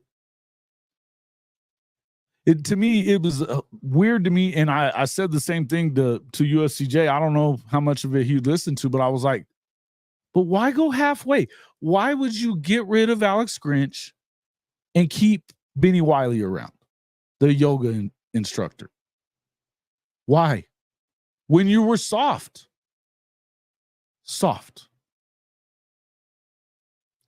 Again, Utah was not very good. They beat him in the Coliseum. He's 0-3 against them. If he had to play him this year, he'd be 0-4. Witt's got his number. What did he do? He starts saying that they're stealing their signs, their play calls. Because why did he do that? Because it had already been in the news about, Michigan doing it. So he threw it off on Witt, saying that he was doing it too. What a weak sauce thing to say. Soft. But the truth is, one of the guys on Rufino's show yesterday, and I forget his name now, but he's been on with him a few times, and he's a radio guy. And he was like, man, I think he's kind of checked out. At the end, what did everybody was saying last year? He's not staying. He's not staying. He's not staying. It's kind of hard to get out of that. And with the way that they played down the stretch, I think had he gotten another job offer, he'd have left. He was thinking he was going to get the head coaching job wherever Caleb went. He didn't. And why would you give it to him after you just gagged away at USC of all places?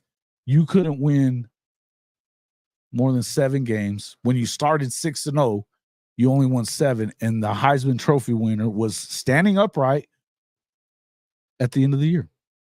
You didn't get him hurt. For all the shit everybody likes to talk about Colorado, CU was 1 drive away from winning that game.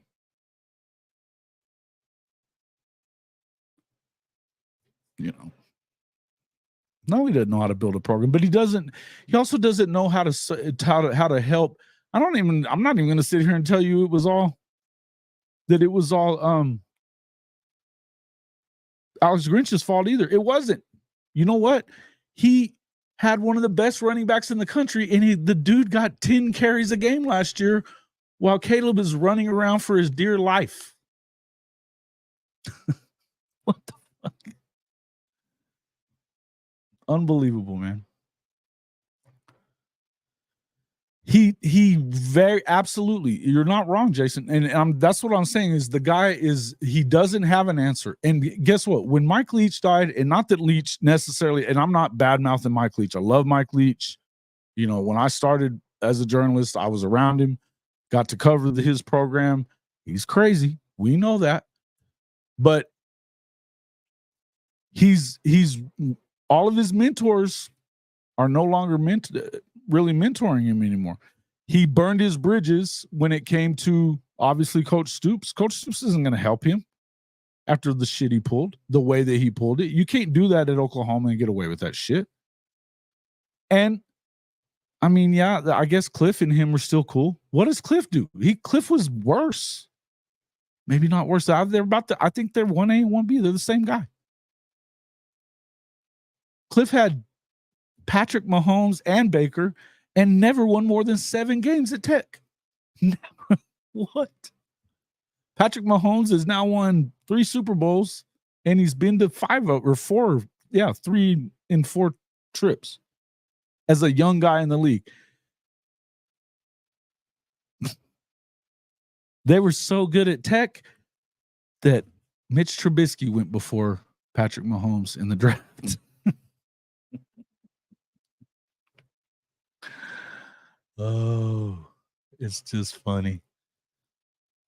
Oh, dude. Hey, I'll tell you one thing about Cliff that I admire. The guy fails up. He fails up. I don't know that he ever gets another head coaching job now. But I mean, I don't know. He's at the top of the, well, he's not at the top of the pyramid, Kerwin. He's not. It was a facade. I've told everybody this 2 years ago when you had people that were freaking out about BV because the cupboard was not left full. They go 6-7, and there was a lot of people that were blaming Venables for what was going on there, which was stupid, by the way. But we were saying it then. Look, they were going to go 6-7 either way. They were going to have that season. It may not have been 6-7. It could have been 7-5. Whatever. They were going to have that season. It was, in fact, they had 5 games that they won by 1 score with Caleb the year before that. Hell, the Red River game, Caleb had the greatest comeback in Red River history. But you realize that he waited, not like the year before, when he put in, hey, how quick did he pull Spencer Rattler out that first year that Spencer was the starter? He jerked him out immediately when he made a mistake. Let him settle down, then got him back in. He waited till it was 28-7 before he went to Caleb, knowing that everybody had been wanting him to go to Caleb for weeks. There was a reason behind all that. He didn't think even Caleb could come back from that. He was wrong. But at some point, they figure it out when you just don't do much different. And I still tell you that Caleb's probably going to struggle this first year or so in the NFL because he doesn't know how to read defenses. Lincoln didn't help him there. He's a great talent. Little kooky, but a great talent.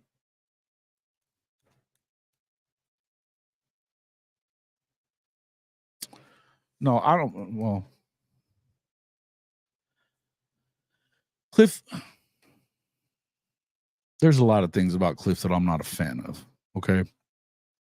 I don't think that I think he's pretty good as far as being a coordinator is concerned. Look, they all learned.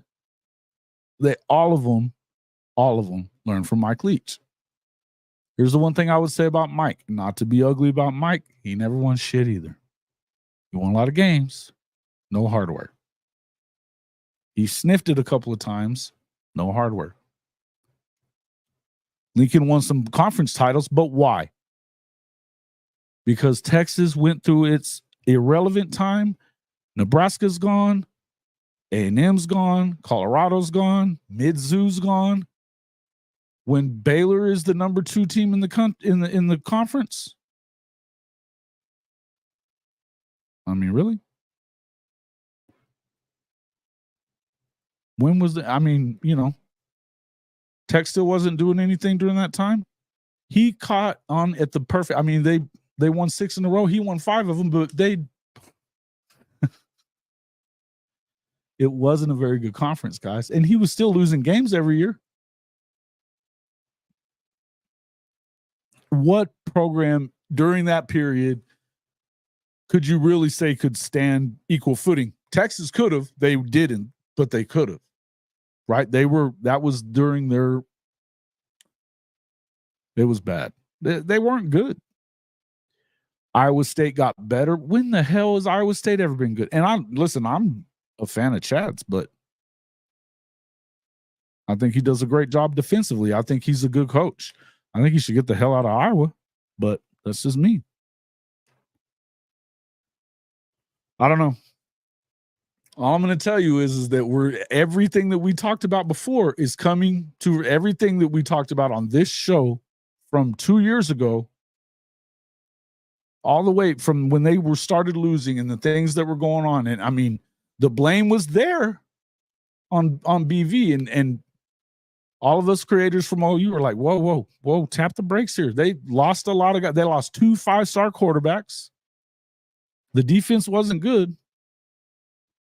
Everything we talked about, though, is absolutely, it went from he wins 11 games. You know why he won 11 games in year one at SC? Because he didn't have to play Oregon or Washington. He slid by Oregon State. He slid by UCLA. And he got beat twice by Utah. That's why they got to the conference title game and got beat down when they had a 17-point lead. Got rolled after that.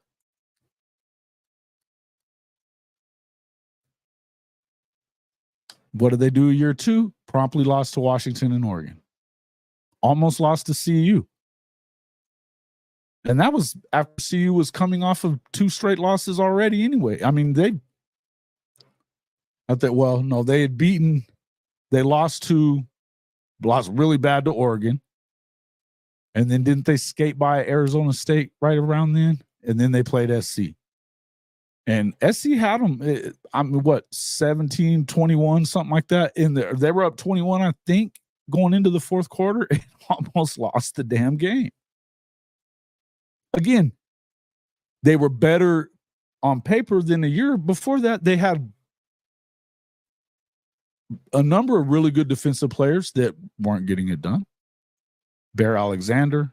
They didn't have those guys when he got there. They didn't have them. He had a favorable schedule in year one. It made him look better than he was. It was always like that. It was always a facade. Paper mache. You can slap paint on it and make it look good, but it was weak. And we always could find out the second when they got to that last playoff with Jalen, I was so not wanting them in that play. I mean, they got drugged by LSU, obviously, but it wasn't even about that. I was tired of them already getting embarrassed in the playoff. They'd already done it 3 times. Didn't want to see that shit again. And what happens? Oregon gagged against Arizona and didn't make it in. What a joke. That's the year they went to Ohio State and won. Unbelievable.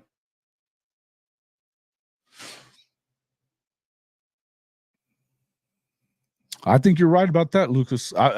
Me and Hank were talking about. You're not going to get away with the stuff that you get away with as a Heisman guy in college with his talent, and he is supremely talented. But even in the power conference, quote unquote, there's a handful of guys that are going to be in the NFL on every team you play. A handful if you playing a good team. Run around back there like that and leave the pocket in the NFL. Those defensive ends and defensive tackles are running sub 4.6, whatever. They were the shit in college too. They were all that guy. They were all him. You're not going to get away with it. And again, and the other part is that Lincoln, hey, Spencer said that. He teaches you to read half the field. He was glad when he went to South Carolina. You know what? As much as I'm not a fan of Spencer, he probably bought himself at least a few years in the NFL going to work with Beamer because Beamer runs more of a pro-style offense and has you reading the plays and reading the field. Arm-wise, Spencer can get it done arm-wise. I still think he's a $1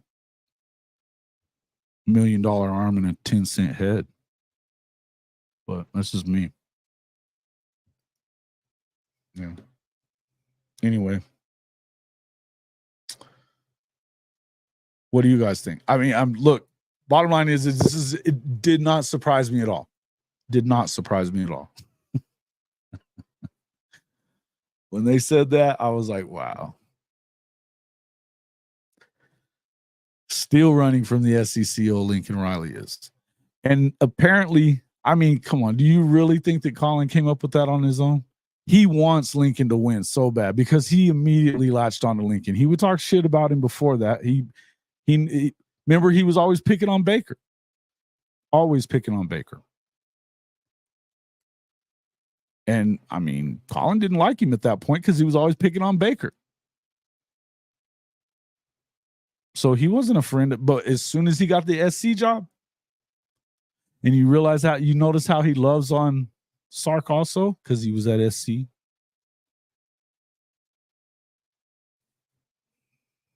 Unbelievable stuff, man. Unbelievable stuff. But it just like I said, we on this show, on Jay's show, on K Chris's show, they don't go in on him like I do. But I mean, the truth's the truth. I called 8-4 last year. They did me one better. Went 7-5. Everybody thought I was crazy last year when I said they were going 8-4.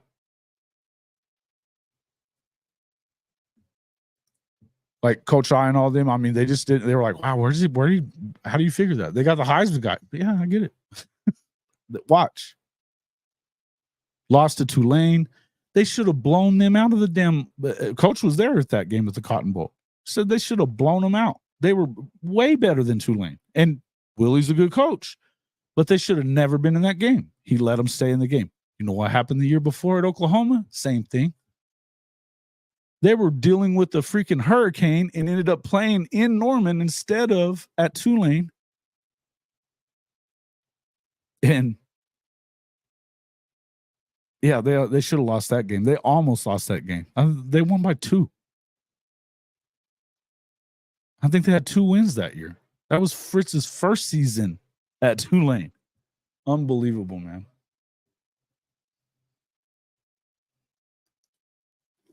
I'll buy that for $1 there, Garrett Bullware. Appreciate it. Like it. Yeah, just when you think you can't find anything more about Lincoln Riley that makes him soft, another new thing. Yeah, it's pretty clear, man.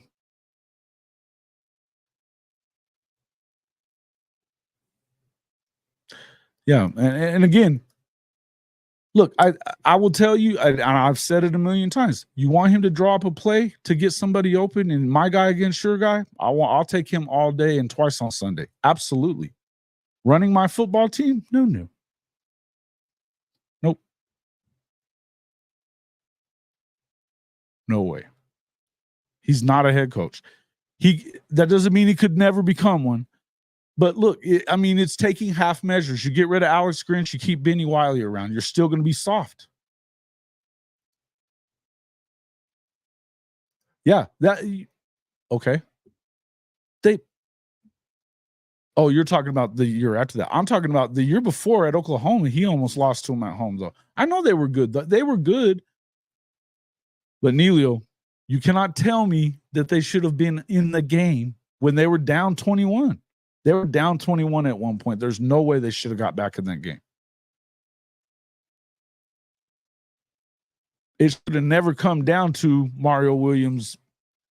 Okay, there's another one. Remember how he used to refuse to have a special teams coach?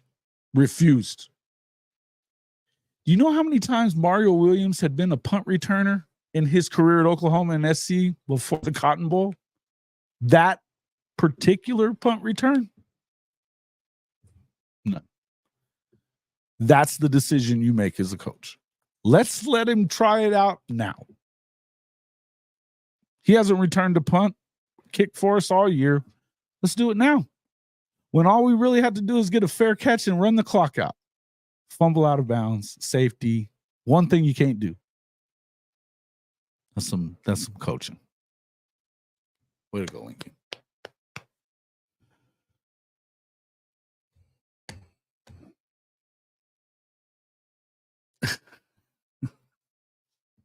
No, we're not surprised.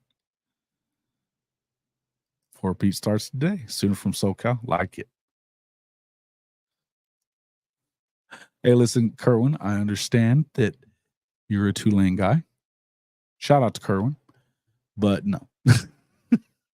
Brother, there's no way this should happen.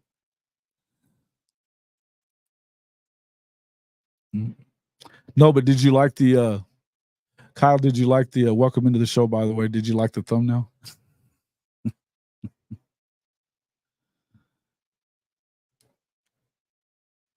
Lincoln Gump running from the SEC.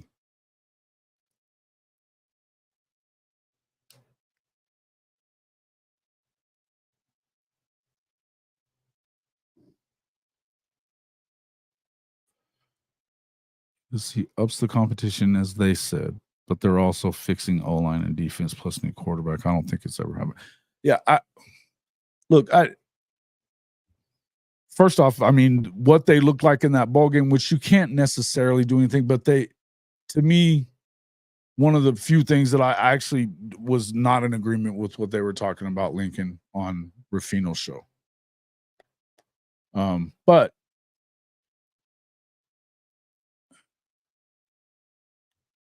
whatever their quarterback, I mean, they've got the UNLV quarterback was good. Miller Moss looked really good in that game against, but I would also tell you that Louisville was shitty at the end of the year.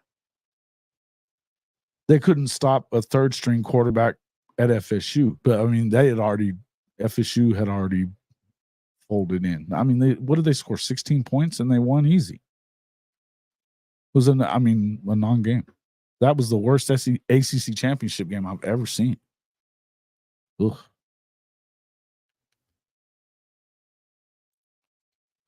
Mario Williams now at Tulane. Yeah. Yeah, well, he never lived that down, but was it Mario's fault that they put him in to return that kick? I mean, look, you got to save a kid from himself at that point. No, get your ass out of there. Never even seen you practice it. Shit, no. But I mean, this is not even a JV coach would know better. Who does that?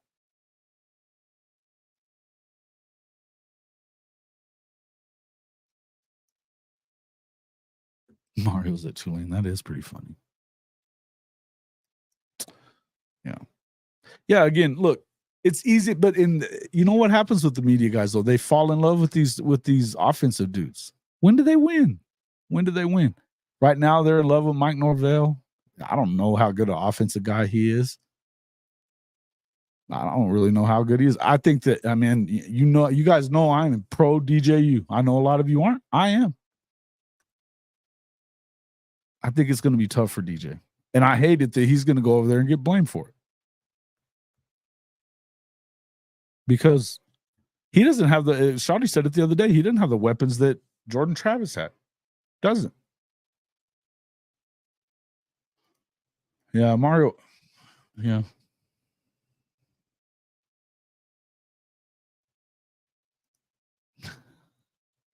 They didn't have a special teams coach, Kyle. They didn't have one. And the last question that he was asked as head coach of Oklahoma was, are you going to hire a special teams coordinator? Because remember what happened in that game? The Bedlam game. They let him back in the game with bad special teams play. What happened in the Rose Bowl? They're up 30 to freaking 14 or whatever it was at the half. And then they squib kick it. Always comes down to these little things that matter, like strength, conditioning, special teams. Is what it is. Spraying water on punt returners to prepare for a rain game. That's some funny shit, Kyle. But that wasn't a special. They were doing it all by proxy. So that's the thing, is if you're not going to have it, and this is why I'm very glad that they hired that guy from SDSU. He is a special teams coach. That's what he's done for a long time. He's the best in the country at it. The best. It may not work itself out immediately, but they'll be better for it. But when you've been this long with just a bunch of guys pitching in when they can to try, I mean, there's no real, it wasn't being made a priority. You need a guy that can, look, if I'm Jarquez Petaway or Jaden Gibson or whoever, and, like I saw where Jaden Gibson wasn't on some graphic, of their starting receivers or their starting skill guys it was who they thought was. It hadn't been announced by OU. It pissed Jaden off. I hope it did. But who else isn't in there? Jarquez Petaway. I'd love to see him returning kicks. I don't know to me,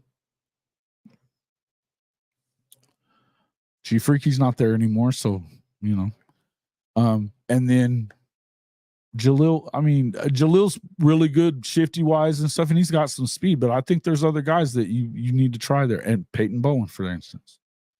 But some of these guys that are, maybe they're a year away from being the guy. Let them make their impact on special teams. Sell that to them. This is the way you get on the field. Go make plays there. You got to have a guy like that. Got to have a guy like that. They still owe him quite a bit of money, man. They still owe him quite a bit of money. But I think it all depends on what happens. I think if they go, let's see. Let's look at his schedule. Let's look at USC's schedule.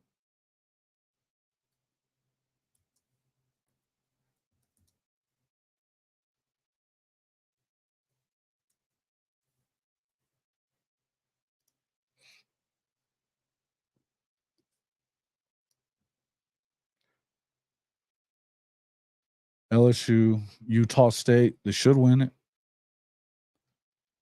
Michigan, loss. It's at Michigan. Wisconsin's at home. They should win it. I still think Wisconsin's probably a year away. Minnesota, they should win it. It's on the road, but they should win that game. Penn State, it's at home. I still think they should win it. I think that Franklin's not very good. Maryland, it's Maryland, bro. Two of his brothers out. You gone. Rutgers, come on. It's at home, too. Nebraska's at USC. They go to Washington. Washington is a shell of themselves from last year. They've got like 5 guys back from last year's team. They should win that one, too. I mean, are they gonna? Tell you who they're not going to beat. Notre Dame. UCLA, I'm surprised they have a team right now. After Chip left like that.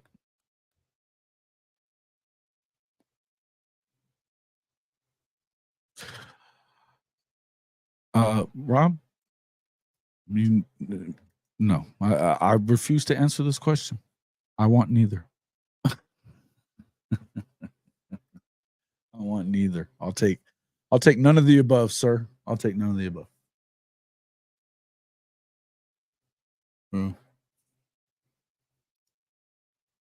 Poor special teams play. I mean, you play college football, Kerwin. You know this. It will hurt you every time. It's details. It's always when you get to, especially when you're talking about playing championship football, it's always the little details that count. Always. What does Venables preach? Details. The hard stuff. He wants you to do everything the right way. Not the easy way, the right way. He'll wear your ass out about it. The other thing, though, I mean, how many guys have you heard that were in the program back then? Even Danny, I mean, they don't hate on Danny, and I haven't heard Danny like kill Lincoln. And I understand that. I haven't heard him kill Lincoln, but hell, I heard Baker say, he makes it hard on himself. That surprised me. It surprised me. But everybody's starting to see it now. And you hear more and more things that the further he's away from the program, the more people feel more comfortable about it. Especially that now that he's fallen on his face. Look, a lot of people still trust in him. You hear Josh Pate saying, well, he hasn't before. That doesn't mean he won't. Well, he won't if he doesn't change his ways. And it looked like he was starting to. He was going to leave the defensive stuff to them. But, and I do think that they did a good job with who they got it on to be the coordinator. Will he do what he needs to do, though? When USCJ told me, he goes, he doesn't have anything to do with the defense. I don't think that's I understand not letting him touch the defense. But I think that if you're not working together to find the right mix of what you need to do differently, and that's the biggest thing. I don't think he thinks he's doing anything wrong. That's why I said he doesn't know what to do to fix this, because he doesn't think he's doing anything wrong. Just like Mike Leach, he believes he can outscore anybody. It works when you play in a trash conference like the Big 12 was for a period of time there. You didn't really have another team that could really push them. because Texas wasn't going to, and Okie Light gagged every time when it would, when they had opportunities, they would gag it up. Baylor was good enough to play with them at times. I mean, they beat them a couple of times, but that was Lincoln not really having very good coaching days. Dave Aranda had 2 bad quarters against him the first year he was there in their 2-win season. The second 2 quarters, they dominated Lincoln, and that whole next game, they beat the shit out of Lincoln. He had Lincoln pegged immediately. He owned him. It is what it is.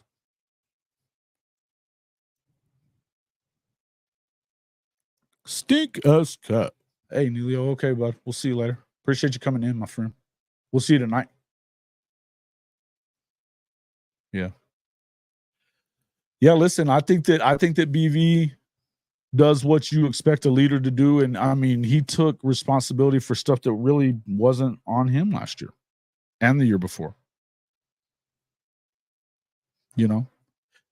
Although, again, I think that the one thing that we've wanted to see out of him is to be more assertive with the offense and not.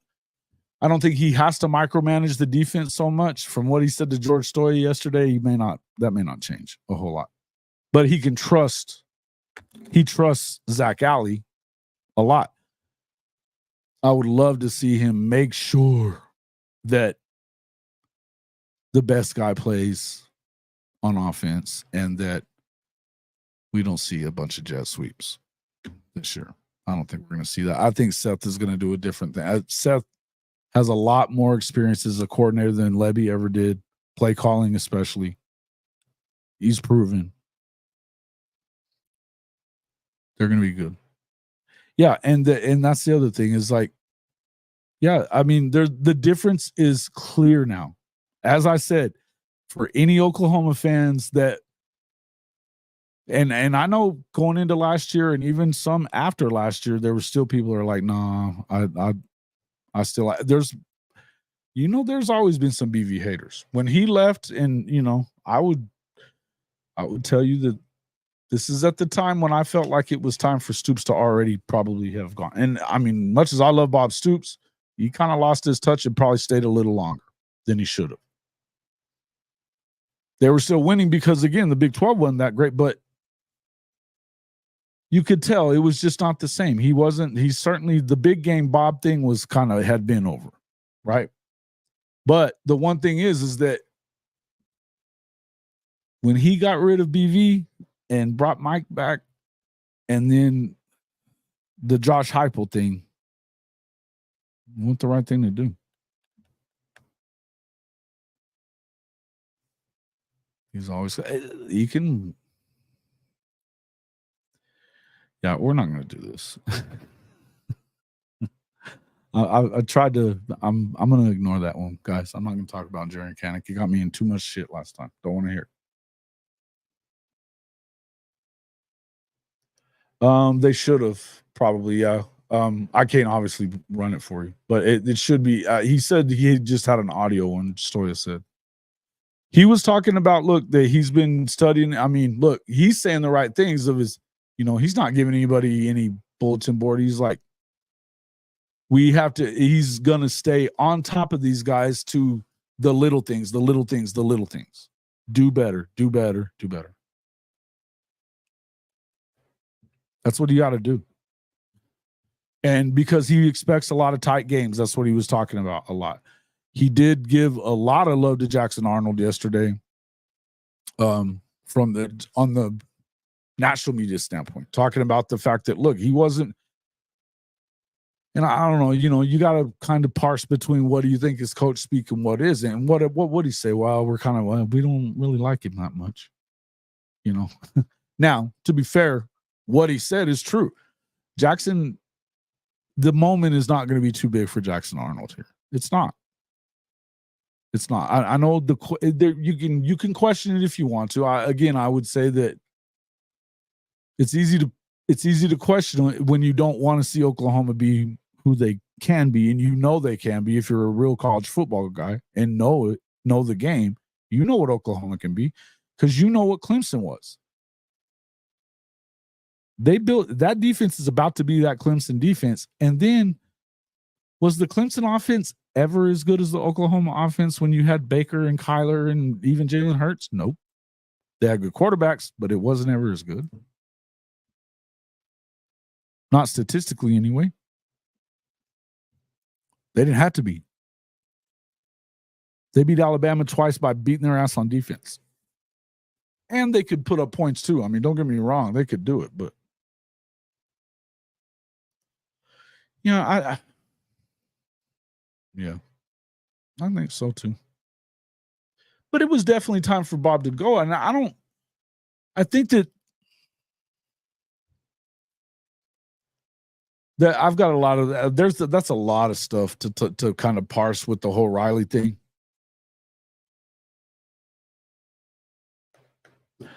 I'll say again that I believe that Lincoln Riley is one of the best offensive minds in the history of college football. He knows how to dial it up.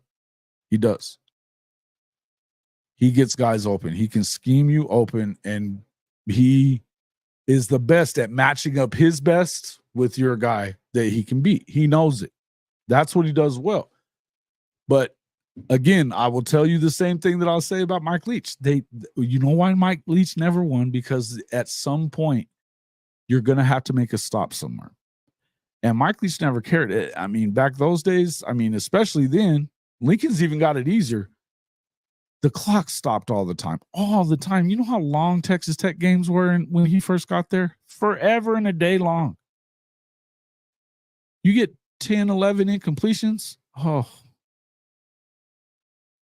And, a lot. I mean, they're throwing 70, 80 times a game. That 10 or 11, 12 incompletions ain't shit. And in fact, it happens more than that. Not all of his quarterbacks were that good. Graham Harrell was really, really good. Lincoln, not. That's why he became an assistant right away.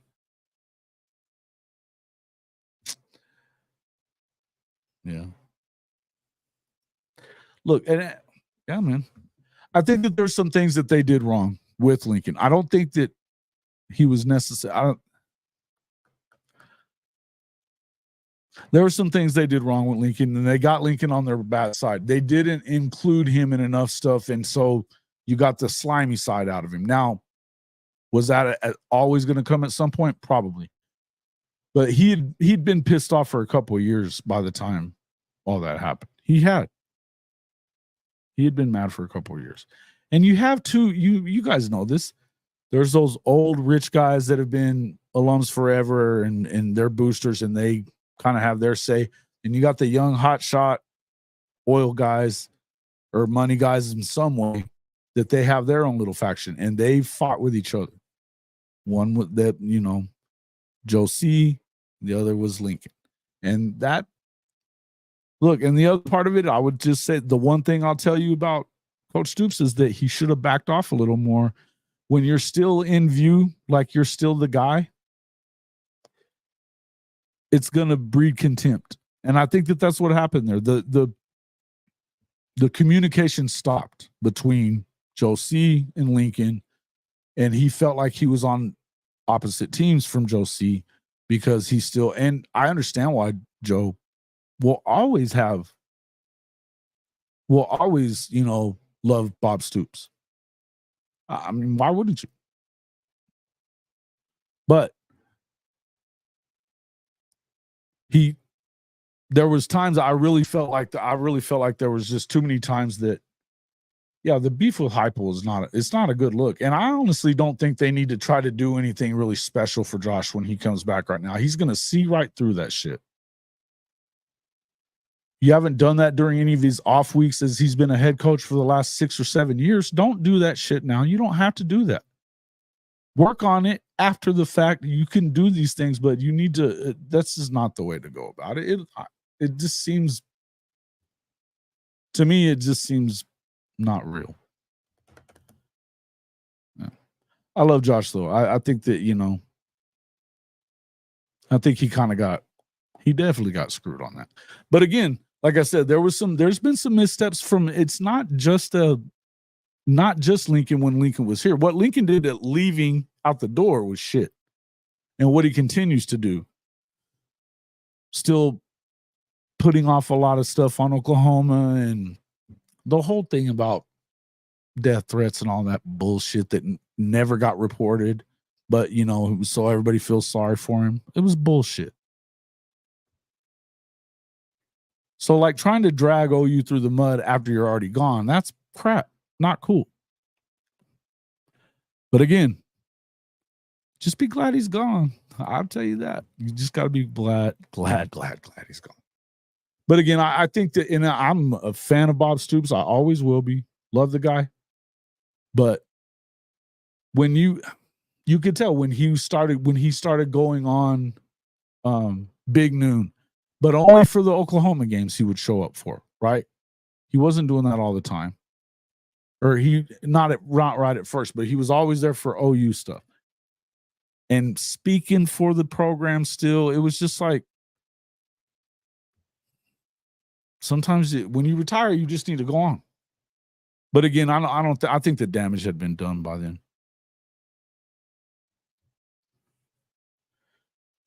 Yeah, and okay, fine. Yeah, I don't think they need to do a bunch of video tributes or any of that kind of shit. I think, and like right now, I hope everybody is praying for him because he lost his mom yesterday.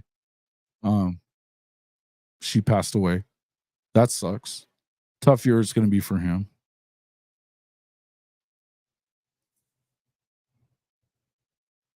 Who was? Billy, who are you talking about?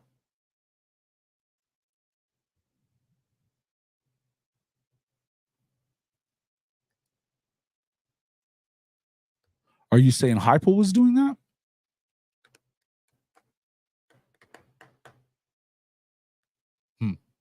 Or Stoops was? Because I got to tell you, man, who's more profane than Mike Stoops? You can see it man, by the time you see that dude you think BV loses his shit. Damn. I've never seen anybody lose their shit like Mike Stoops does. Yeah. No, here's the long and short of it. When Mike Stoops came back from Arizona after he got fired and BV left because he was going to make him co-coordinator again, and BV was like, fuck you. Which, whatever. Then he gets Heupel to change his offense to something he'd never run before because it wasn't good for their defense, according to Mike Stoops. He does change the offense. The defense still is shitty. They go 8-5, and they fire Josh because the offense didn't do its job. It was weird. That's not, man. Some of those guys are. Look, man, we're not. Football is there's a lot of profanity that flies around on the football field, man, and that includes from BV. It happens. Even the staunchest of Christians was kind of like being out there in the military. Look, I have a hard time controlling it sometimes. It just is what it is. I'm not going to blame Josh on that.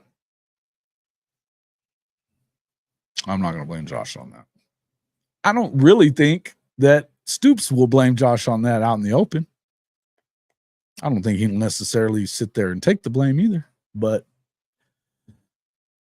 it was kind of a look, man. People know, folks. You guys that stink. You guys understand. Billy. You guys got to know. This is absolutely right. Accountability, character, and culture. Man of faith. Remember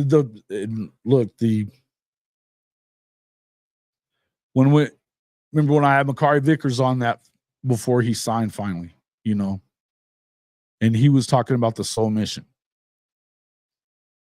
And he said a lot of people kind of act like they are, but you can tell, but they live it. They talk about it all the time. It's real. And it's not just Coach Venables, it's Todd Bates. Listen to Miguel Chavis. These guys live that. Doesn't mean they're perfect. but they believe in building a family and having that and tough love too.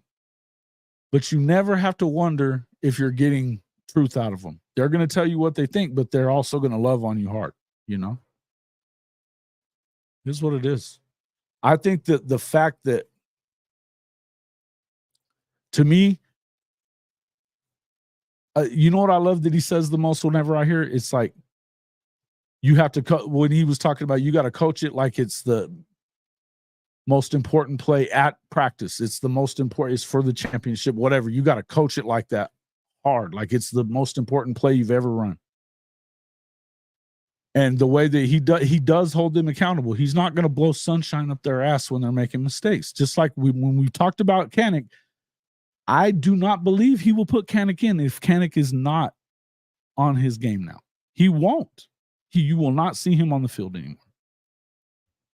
Not at linebacker. If he can't if he hasn't proven that he knows what the hell he's doing out there. That ship has sailed. They've got guys in there that he doesn't have to, and he's not going to anymore. There's a reason why a lot of these guys, look, I love Josiah Wagner. I think he's going to be very good. I think it's pretty clear.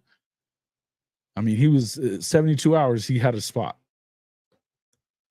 That's pretty clear what was going on. They make a decision, they get him out of there. Justin Harrington, same thing. Just not going to, we don't have time. We're not going to play you. We'll help you. And we appreciate your contribution from before.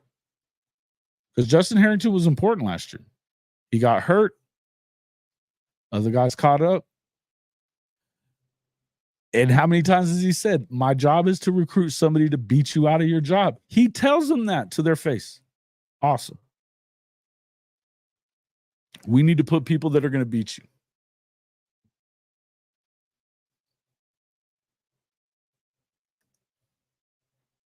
Yeah. Dude, I'm really happy about Jackson. I think Jackson's going to be fine. And that's what he was saying. He said, look, hey, those guys, he won Player of the Year in the country, not Arch Manning. He won Elite 11. He went to, 2 state championship games? In Texas, 6A. They lost in the semis the year after that. That was the first year that Duncanville won. That Duncanville team is nasty. They're still nasty. They're going for number 3 in a row now. When they lost to Westlake, shit, they were really good too.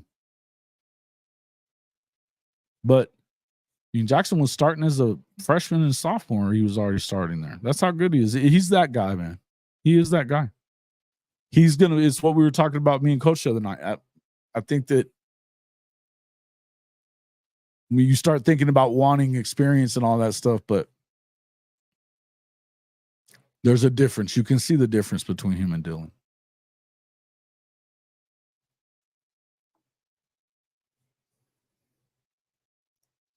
DeSoto.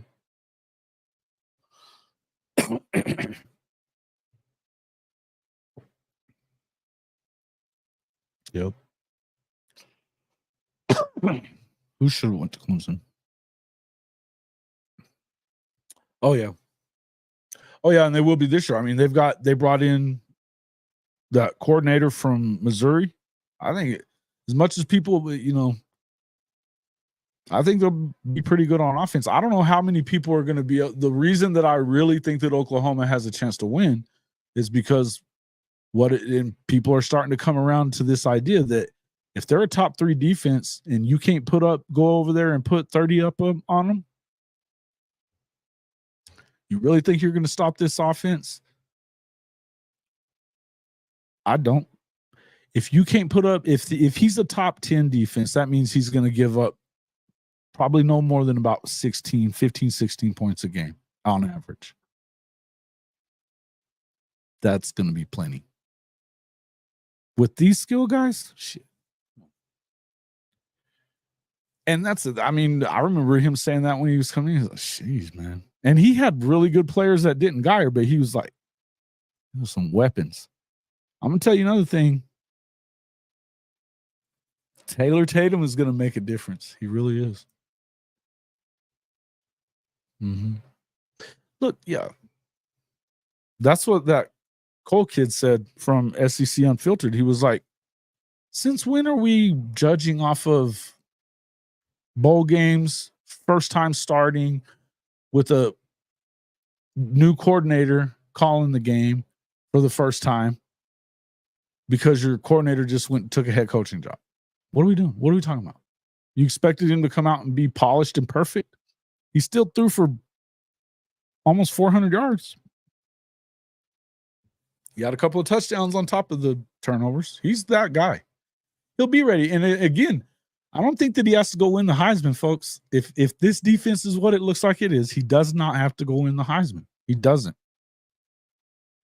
They're going to make a run. I don't know that they're going to win it all. I think Georgia's still the best team. I think Georgia's still the best team. I think it's a pretty steep drop-off after them to the rest of these, quote, contenders. I do. I think Oklahoma is going to be I don't believe in Texas. They lost too much. It's not that I don't think they have talent. I know they have talent. But you lost 11 guys to the draft, and you lost a bunch of first and second rounders. Your entire listen, I know Isaiah Bond's good. I know the kid from Houston's good if he's healthy. He's struggled being healthy. The kid from Oregon State's pretty good. From what we hear about Amari Niblack, he doesn't know how he never learned the playbook at Alabama last year. Wasn't running the right routes. That's not going to work for Sark. I like CJ Baxter. I like Jaden Blue. And I will say that, when it comes to Jonte Cook is a stud, but he's second-year player. He had 13 catches last year. He's going to have to step up big. They've got skills. Defensively, they're in trouble, though. And nobody's talking about that. It's weird to me that nobody's talking about that. They're talking about Quinn. And Quinn hadn't stayed healthy yet. And he, aside from the Alabama game, when has he come through? And that wasn't Alabama at their best. When has he come through in the game? I mean, as great as they were, Dylan Gabriel beat him. If you want to, alpha guys, Dylan was an alpha. I'm pretty sure that he's not. That's just my thoughts. Guys, I've been on here for a while, so I'm going to go ahead and but yeah. Well, yeah. I think it's to this point. I mean, at this point, you kind of have to figure that it's hoping. And you see what they did. They pushed the tough schedule. That's the narrative that you hear. The schedule's so hard, so hard. Is it, though? I mean, you have to assume, yes, Alabama. I'm going to say this again for the cheap seats. I ain't the guy that's going to come in here and start doubting Alabama's talent. And Kalen DeBoer has lost 13 games in like 10 years as a coach, or however long. He lost 3 games in 2 years at Washington, and he took over for a team that was 4-8. He's got more talent now than he had at Washington, guaranteed.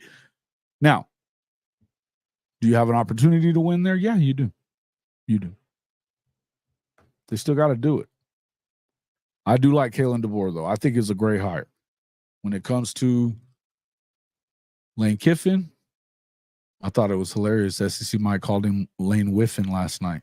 That's funny because he does whiff. You guys know what I say. Next time he wins a big game, it'll be the first time. Mm-hmm. The first time he beat him, it wasn't Sark. It was Kiffin, wasn't it? Wasn't it Kiffin the first time? They kind of are. I actually like Kiffin more than I like Sark, but Though that's what I was saying, is I think that there's, make no mistake about this, nobody wants to allow Oklahoma to turn into a juggernaut. Kirby, least of all Kirby, and the guys at LSU, they don't want to allow this. They don't want to see early 2000s Oklahoma with the defensive talent that you get in the SEC now because of what he's done at Clemson, what they've done as a unit at Clemson.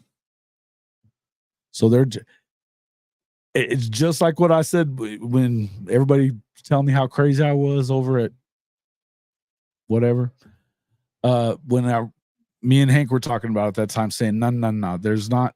I don't think that Georgia's terribly far ahead. I don't think that Coach I would tell you they're that far ahead. Now, they're the best program. They have the most talent. They have the best talent roster, and they have the best coach right now. I'm not bad-mouthing Georgia. They're not that far ahead of Oklahoma, though. They're not. And I think they would tell you that. I think they would tell you that. But what they don't want to do is allow them to catch up, which is why Saban tried to hire Lebby. When they had that 6 and 7 year, he went after Lebby because he felt like he could cut one of BV's legs out from under him, sabotage him. He probably doesn't make it to the SEC, and you never had to deal with his ass twice a year. Saban doesn't forget anything. They only gave up 13 points to him that 2016 year when they won the title, the first one. They dominated that offense, and it was a good offense. He beat the hell out of them.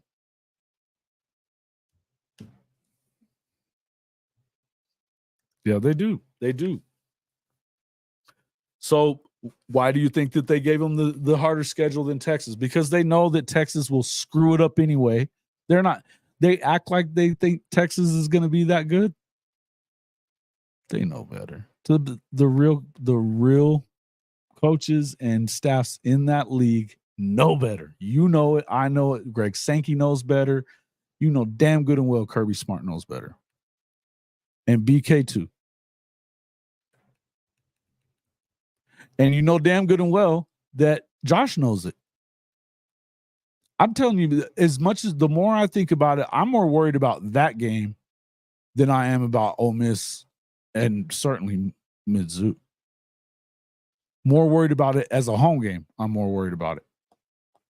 What they're going to be able to do on offense. The only thing that they really don't look that good at, their secondary is suspect.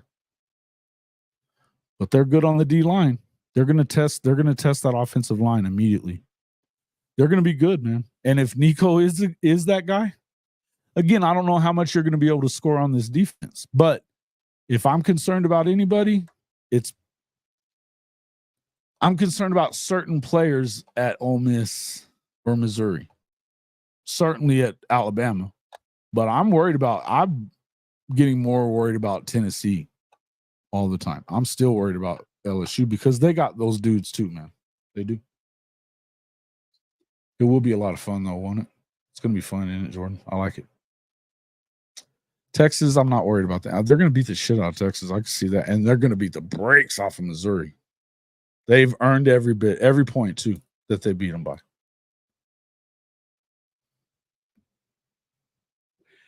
Right. But, okay, so I don't know how Georgia's very good right now. They're not dominant yet. They need to win 2 or 3 more before you can call them dominant. They had a good 2-season stretch. He hadn't won a third one yet. I think that OU is at most a couple of years away from being that team. So I'm telling you, if we get a little patience and the right combination works out, and if you look at the guys that they're recruiting, they get better every time.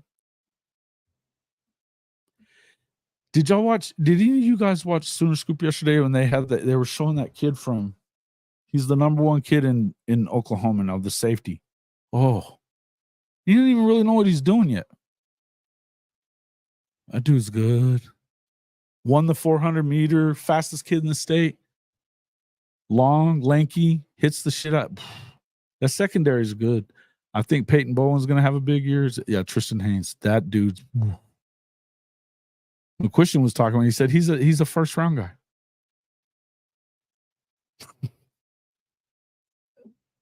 And we're hearing this a lot all the time now. All of a sudden, we're hearing this about all the guys that they're getting to bring in, that they're all that kind of kid. Now, are they all going to go in the first round? Probably not, but it's been a while.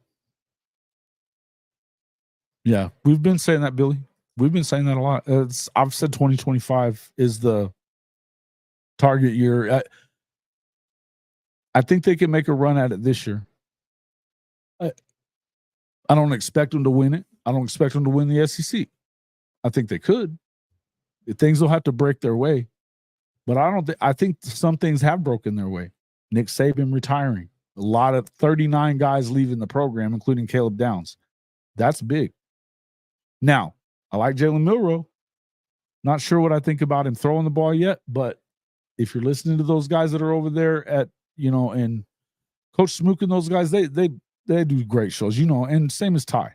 They do great work. Love their shows. And they are still highly, highly talented, but they lost a lot of guys too. I think your best opportunities right now. So I think, that broke in their favor.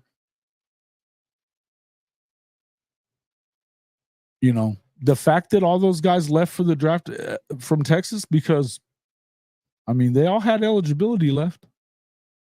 You get all those guys back, now I think a little differently at Texas. But they lost Bo Davis too. And I've never thought that much of PK. Have you guys? Because I haven't. Really, you think about it, that first year when BV got here, it was more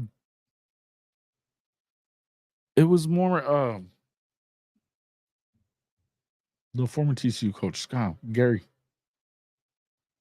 What's his name? I'm spacing his name all of a sudden. Anyway, you know what I'm saying? It's been a long night and day, so I'm going to get out of here. But yeah, look, guys, they're there. They're there. They're on their way there. They, if they don't get it done this year, I could definitely see 25. And now look, you got to go through more of a playoff nowadays to win one. So it's not like it's a guarantee, but they're going to compete for it. You got to hope and pray for, health at the right times. The depth is a big deal though. They're deep everywhere. Think about that defensive tackle position. Just think about that for a second. So if you say you got DJ Terry, these are the guys you expect to start. You got Dominic Williams. Then you got Jaden Jackson and Stoney.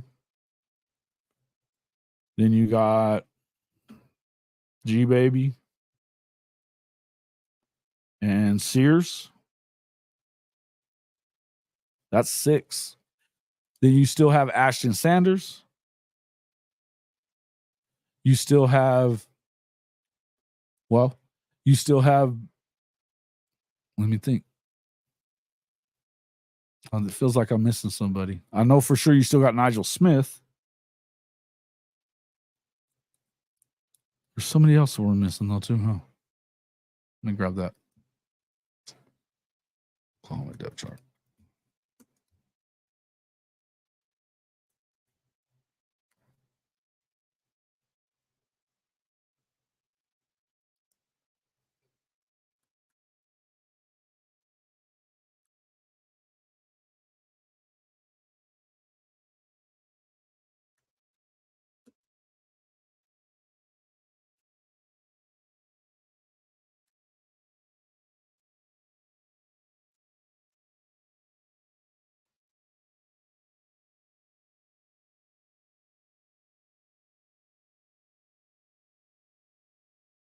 As far as what's on there. Well, yeah, I was talking about at the 3 technique and the defensive tackle. I'm just talking about there. Now, Stoney, Nigel could go in or outside, but yeah, you're Danny Okoye, Ethan Downs, those guys are ins though. You still got Trace Ford out there. You've got the new kid that we were talking about the other day. Shit. I just had it on here too. I mean, they got dudes, man. They got dudes.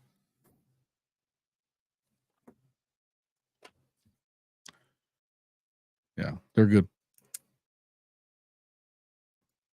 Oh, we forget. It's just fun to pick at him now. It's just fun to laugh. Kerwin. It's fun to laugh. Real quick before I get out of here, Kerwin, are you by your computer or can you get on your phone real quick? Do you want to maybe? Grayson? Yeah. Mm-hmm. No, but I mean, we're talking about the other guys. I mean, they've got all these guys on the edge too. I mean, would you be really surprised if Danny Okoye got in there? You got PJ. As soon as the light clicks on for PJ, and it sounds like it's starting to, he's going to be an unstoppable force. I was talking about those two inside positions though, nose tackle, and the 3 technique. Because if you're going to see some 4-3, that's going to be awesome because they'll both be there at the same time. I think you're going to need that at times. I love it.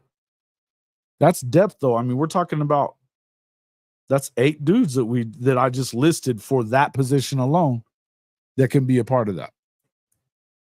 Big time stuff, man. And aside from Ashton and Sears, the rest of them are blue chippers, 4-star and up.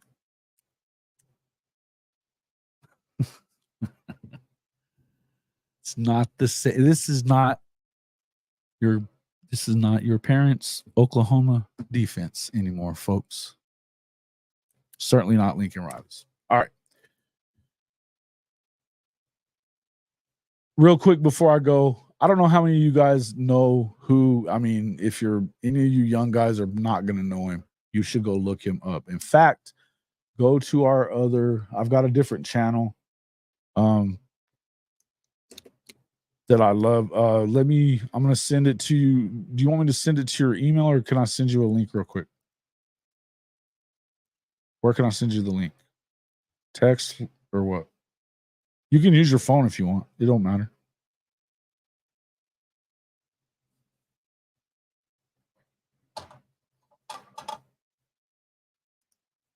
I don't know how many of you young guys know who Otis Taylor is. If you don't know who Otis Taylor is, you need to know who Otis Taylor is. Unbelievable player. Go to see. Let me find it real quick. I'll just do it that stupid page. Okay.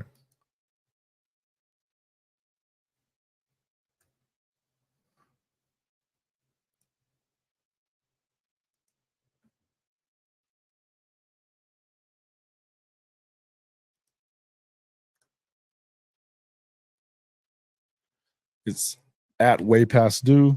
You guys should definitely check this. You don't have to check it out right this second, but I'm going to stick it into our comment section so that y'all can get over there and check it out later. But I will pull up from there.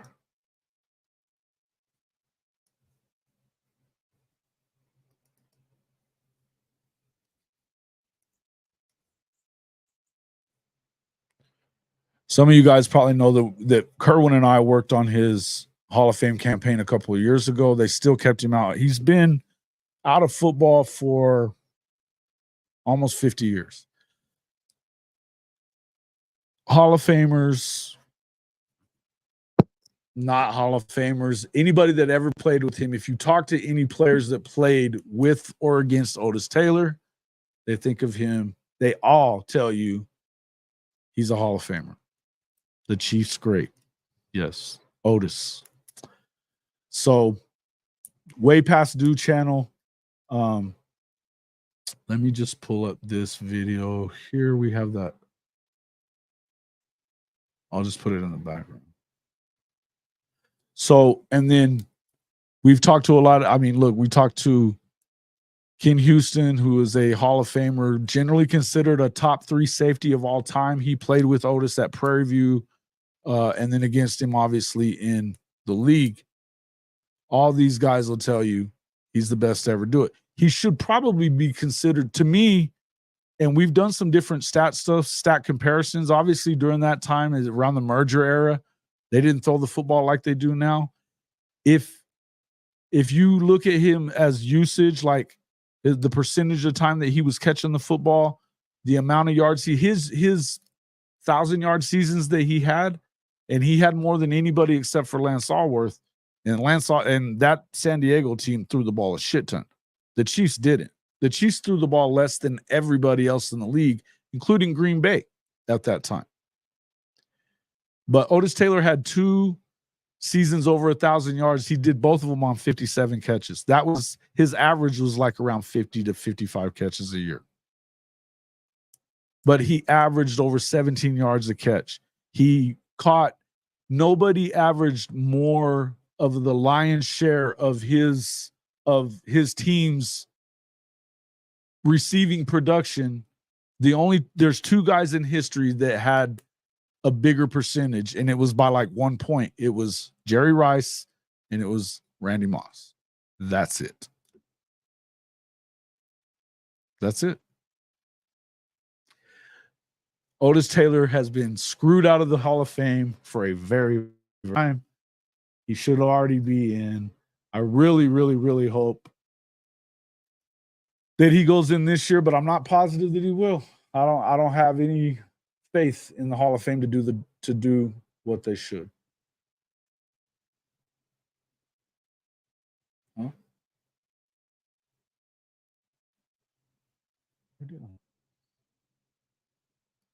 If you go onto our channel, there's a ton of stuff that we've put up there that you can watch. That's all. I'm trying to look for that one specific video though. He got to the semifinals when we did it, but we've ran into some issues with the Chiefs themselves. Oh.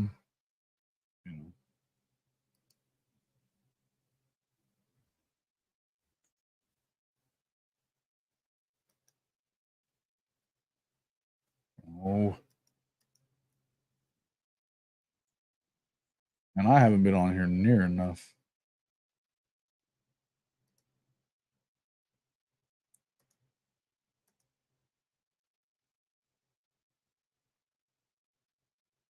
Here we go. I'm just going to put this up. Did you tell me where to send a link there, Kerwin?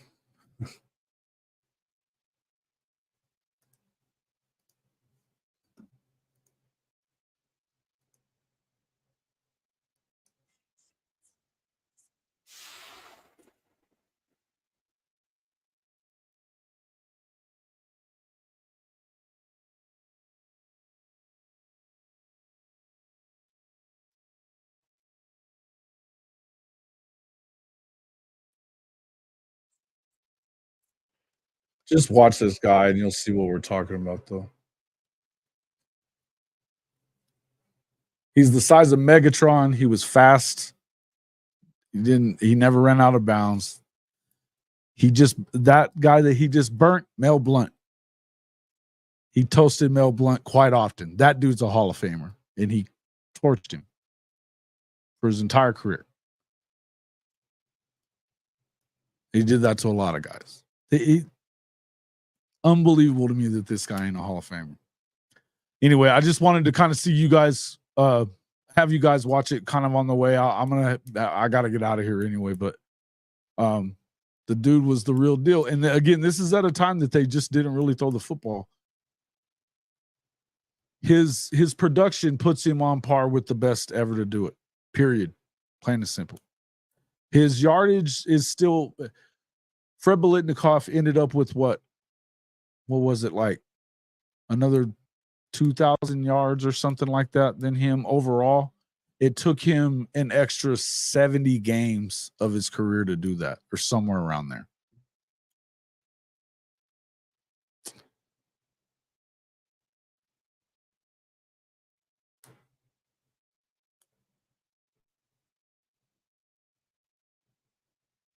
Hero of the Super Bowl and Super Bowl IV. Yeah, he was just that guy. One of the things that I remember the most about him, we were talking to the guys from Houston, because he's from sunny side of Houston. And we were talking to sportscaster down there that's one of the guys. I mean, he went to high school after Otis.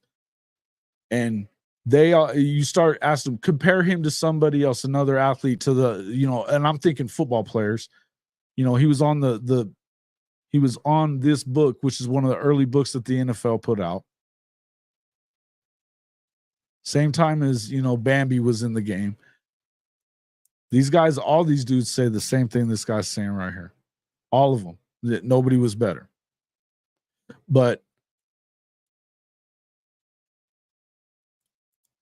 when we were talking, and he said, asking him that, who would you compare him to? And he's saying other sports. He's saying Jim Brown or LeBron James, or like, he's that kind of athlete. He ran around with Muhammad Ali, kind of looked up to Otis Taylor. Him and Muhammad Ali were tight. Some of these guys are just different dudes, man. What's up, Mike Jacobs? How you doing, man? This is a Hall of Famer, Herb Adderley. He was like, played against him in the first Super Bowl from the Packers. Their Super Bowl IV, he just cooked another Hall of Famer right there.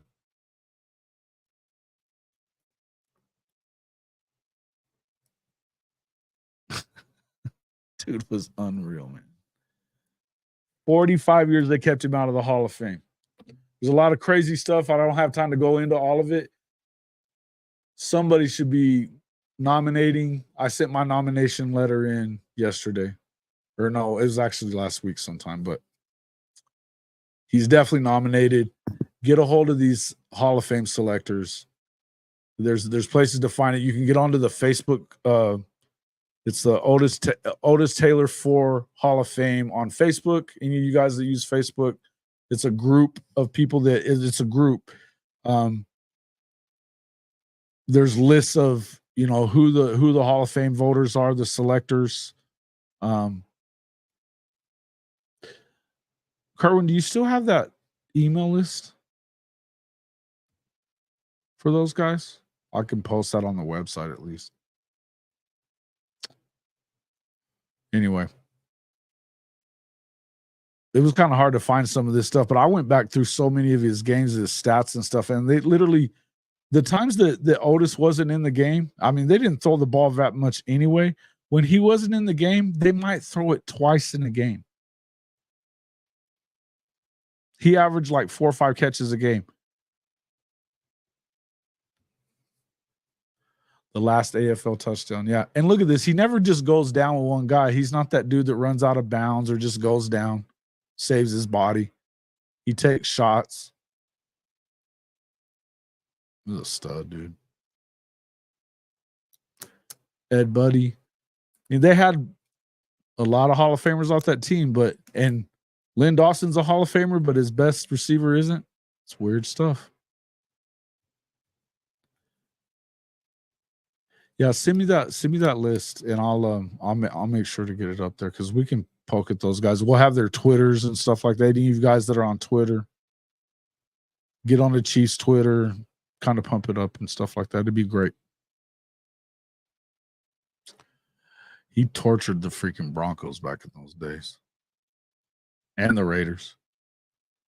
This made me laugh so much. This guy actually loved Otis, and this is the thing: Kansas City fans still don't love anybody the way that they love Otis Taylor. A lot of them. I mean, there's a lot of Mahomes fans and Travis Kelce fans, and even like Cheetah fans. There's very, very few of them that love any of those guys more than they love Otis Taylor. If they grew up anywhere around that time, they all still say that that's their favorite Chief. He's that guy, man. He was that guy. He's been wrongfully kept out of the Pro Football Hall of Fame for 40-something years in.